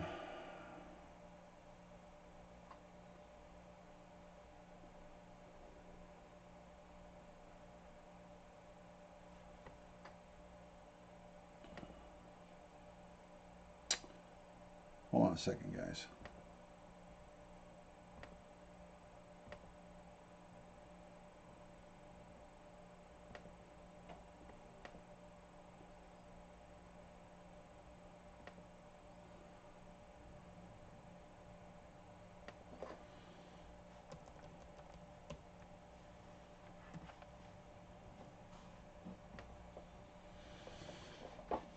Yeah, everything is from hours ago. I don't have anything brand new.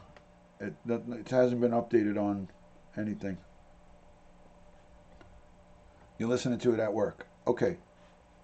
All right, so as reported by Bella Mia, she's saying that the 1010 Wins has reported that it's been confirmed that we have, golly, well, you know what, 10 minutes, the news at noon will be on here. So let me turn on my TV in the background. I'm going to stay live for this. Let me turn on the TV, if I can get it to turn on.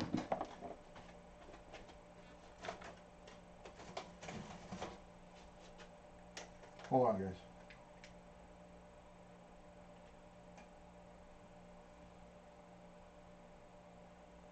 $491 now to get our best price ever.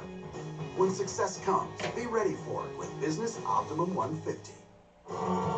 Next, see what's coming up this month on NBC.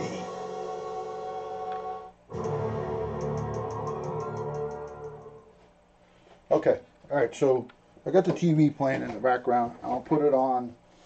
Let's see what's the news now. Hold on a second.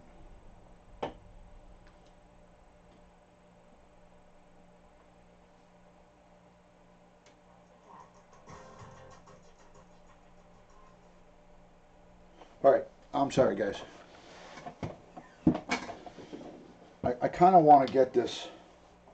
It's so close to being live right now. Eyewitness News is at noon. All right, in 10 minutes I'm going to have Channel 7 on. So I'll leave it on Channel 7. Let me put it back on the video here. Hold on, guys. Stand by. So we'll get it. It'll probably be the top story. All right, I'm sorry about that, guys. So if you guys want to hang out for 10 more minutes at noon, it's 11:52. At noon, I'll look at the news. So let me scroll back. Amen for your service, Ron. Thank you, Cheryl. Sorry about that, guys. Sorry about that hiccup. Bella, I know I trust you, but I have to see it for myself before I can officially report it. But as per Bella Mia, Susie P., she says she heard it with her own words, own ears on 1010 Wins that they confirmed it. But let's see what the news at noon has. They're going to have the same feed that 1010 Wins has. So we'll see what happens. And if that's the case, you know, this guy is in custody, and now the police and the detectives and the forensics, their job is now they're gonna have to prove that he did it. So here's where the investigation now gets ramped up and amped up to even a higher level right now. So 2:52 a.m. here. We'll wait, even though it could be heartbreaking. Yes. Belinda, if you want to stand by, or if you want, you can just watch the replay. You know, if you feel that you don't want to see it live, you can watch the replay. I'm going to turn the camera towards the TV when it comes on, and we'll see it. I don't know how good that's going to look. Let's just see how that looks. So that's how I'll show it. I'll show it like that. So that's what I'll do, and we'll see how that looks. Anyways, again, you know, like Bella Mia is saying, she lives in Staten Island, so she's from that county. She's there in that borough in Staten Island.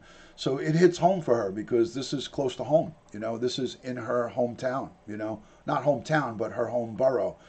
So it is, you know, now it's the detective's job to get the evidence, to prove that he did it, and to make sure that there was no accomplices like his girlfriend.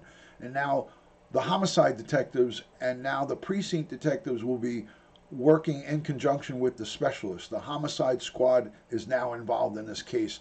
So we have the best of the best detectives in there. Is it confirmed she denied the restraining order after he punched her in the face and stalked her? I read that, girly girl. I read that report that she did not want to press charges against him. And that's not uncommon. That's not uncommon that people turn down restraining orders or refuse to drop charges. So you're welcome, Meg. You're welcome. You're welcome. Hello, Tracy. Good to see you, Tracy. Thanks for joining. And again, thank you. A special thank you to all of my Patreon supporters and all the people who come on to my live, send super chat, positive interaction, emails, comments. All that great stuff is tremendously appreciated, guys. Tremendously appreciated. So thank you for that. My stream is not lagging at all because I have 300 on upload and download, and I'm pretty good. I'm pretty good in regards to that. So it shouldn't be. It's nothing on my end. It's definitely nothing on my end. Staten Island Live is going live on their Facebook page right now. Actually, okay, there you go. And they're talking about it.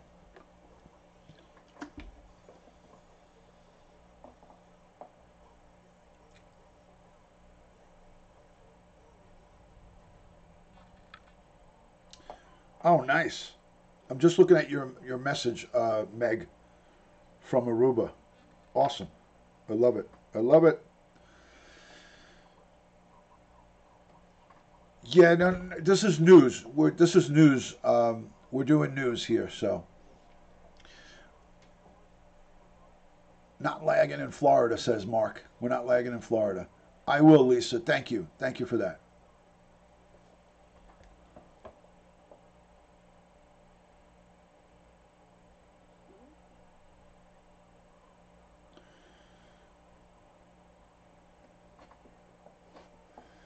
T-minus 4 minutes. In 4 minutes, we'll have it live, guys.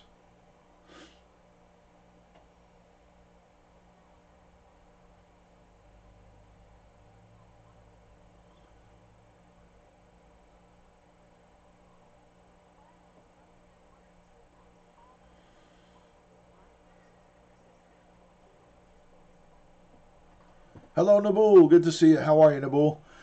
Nice to be here, amazingly. I am not sticking to the sidelines. You're not sticking to the sidelines? I'm glad that you're not. Thank you, Tracy.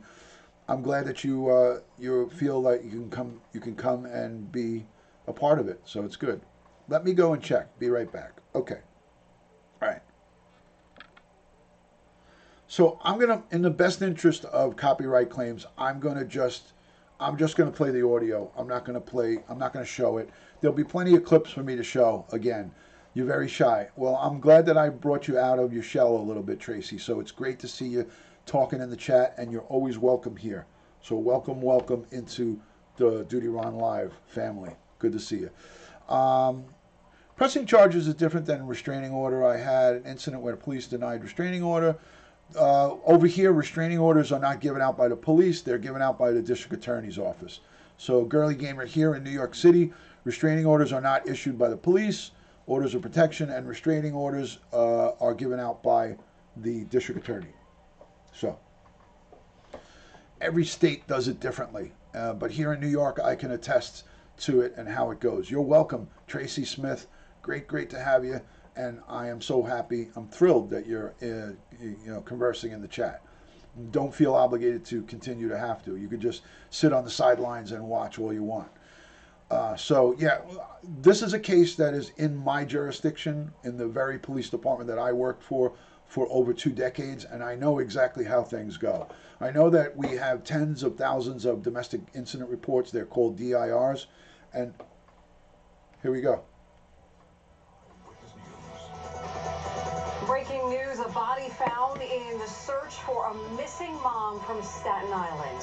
And good afternoon, I'm Shirlene Ellicott. And I'm Lauren Glassberg. David Navarro is off. Jeanine Cammarata was last seen Saturday night when she left her boyfriend's house in New Springville. This morning, police found unidentified remains inside a storage facility.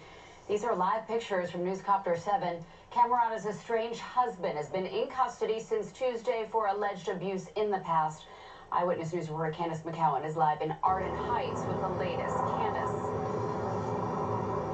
Yeah, Lauren, Charlene, you really had this whole community really hoping that Jeanine Cammarata would come home alive, but now you have investigators inside of this storage unit trying to positively identify a body that was found here with crime scene, the medical examiner, and detectives trying to put the pieces together. You got to feel for her family. Jeanine Cammarata's So attorney was holding out hope, but his fears might have been realized. Sounds like his voice is Police breaking saying they up. not only found a body at the storage facility on Arden Avenue in Arden Heights, but they also have surveillance video showing her estranged husband leaving his Far Rockaway apartment building with a bag.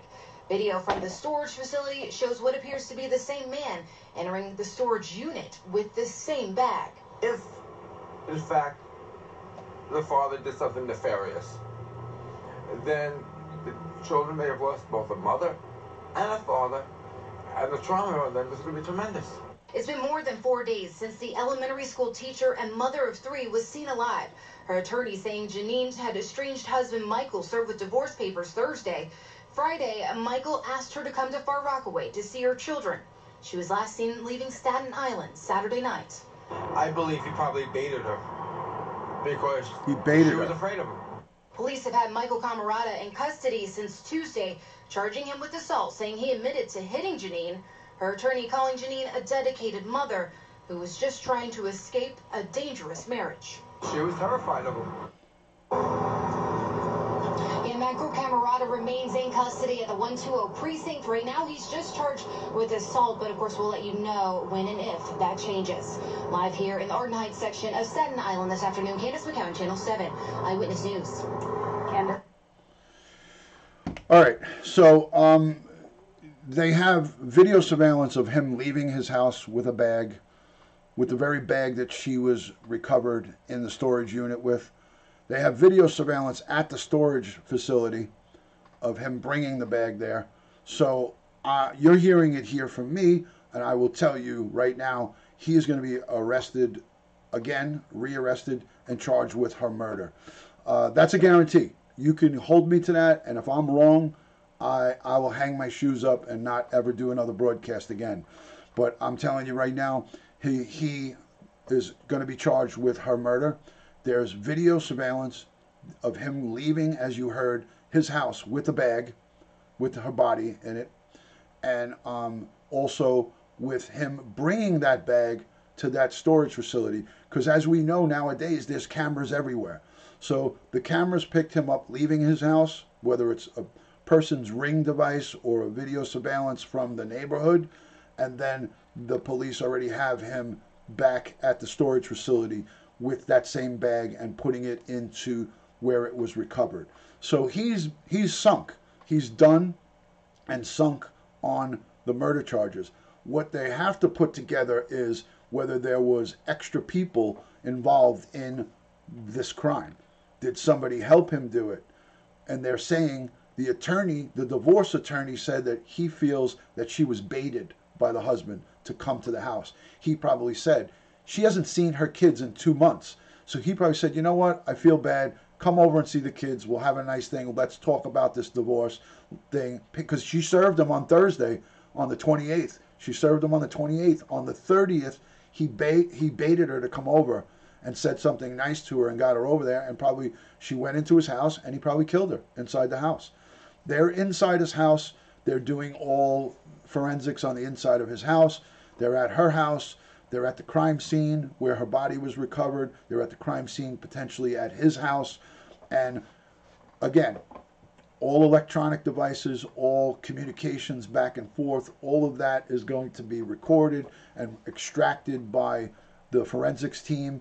So this is a situation that, there's tens of thousands of domestic violence reports made in the city of New York alone. Just in the 5 boroughs in the NYPD, there's tens of thousands of reports that are made. For police to follow up on every single report, you just don't have enough manpower for the detectives to follow up on every one immediately. So there may be a short delay on some of these domestic violence reports or some of the assault reports, but it's not a huge delay. It's not a huge delay of like months or weeks. It's maybe several days delay. If a report gets made, say on a Wednesday, if it's not of severe violent nature where someone's stabbed or somebody's really hurt bad, they'll follow up on it shortly thereafter. So in this case, pointing fingers at police and saying police should have arrested this guy before this happened, it's a very common thing that people start pointing fingers and saying that after the fact. But if you knew how many hundreds of thousands of reports are made and that are open and active right now, it's just not humanly possible to go and drag everybody in and lock everybody up for making reports. They have to be substantiated, they have to be investigated, there has to be a lot that goes on in regards to this. It's not just as easy as what we think it is.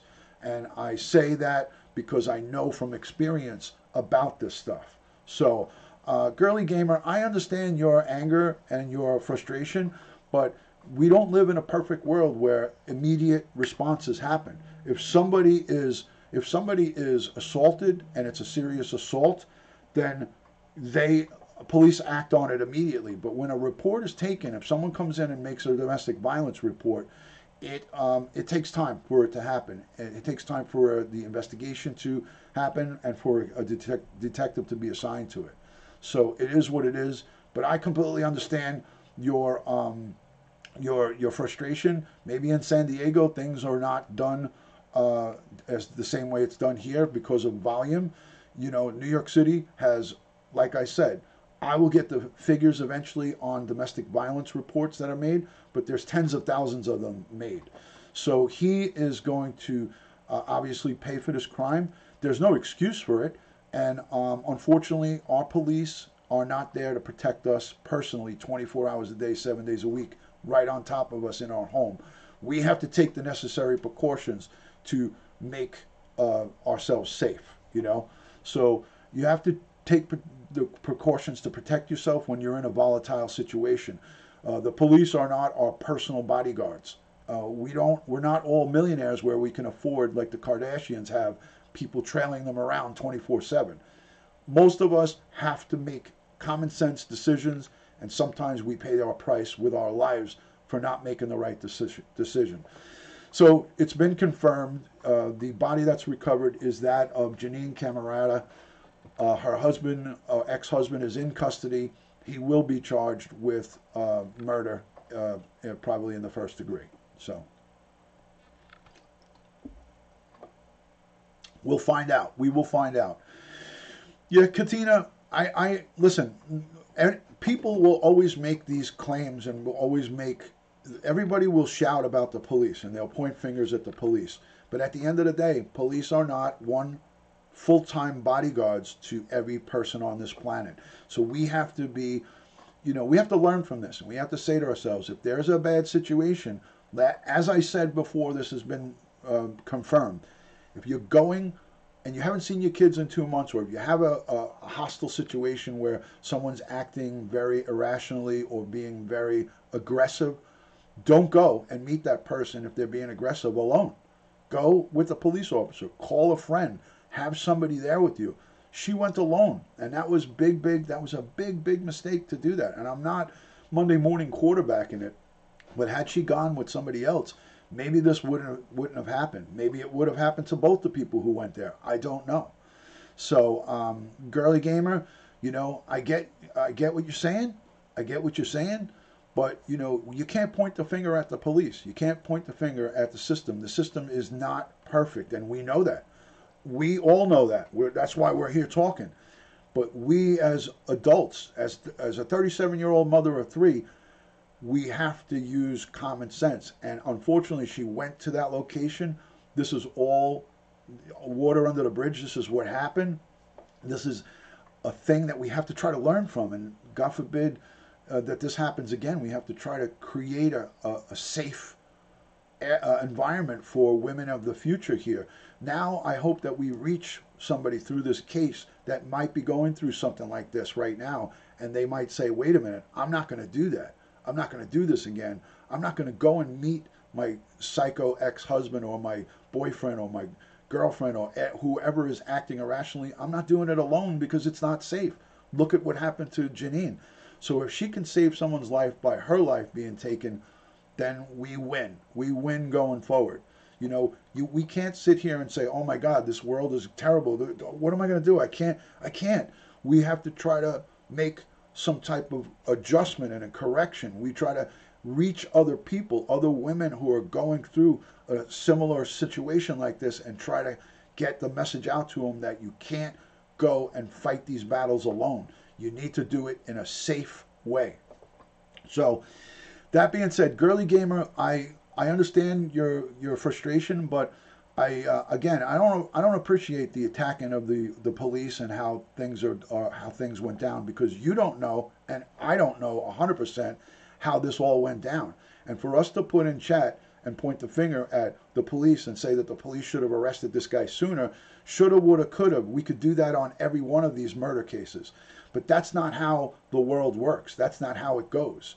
So I'm not mad at you, but I'm telling you, I don't appreciate that, because I've done this job and I know how difficult and how much volume goes on.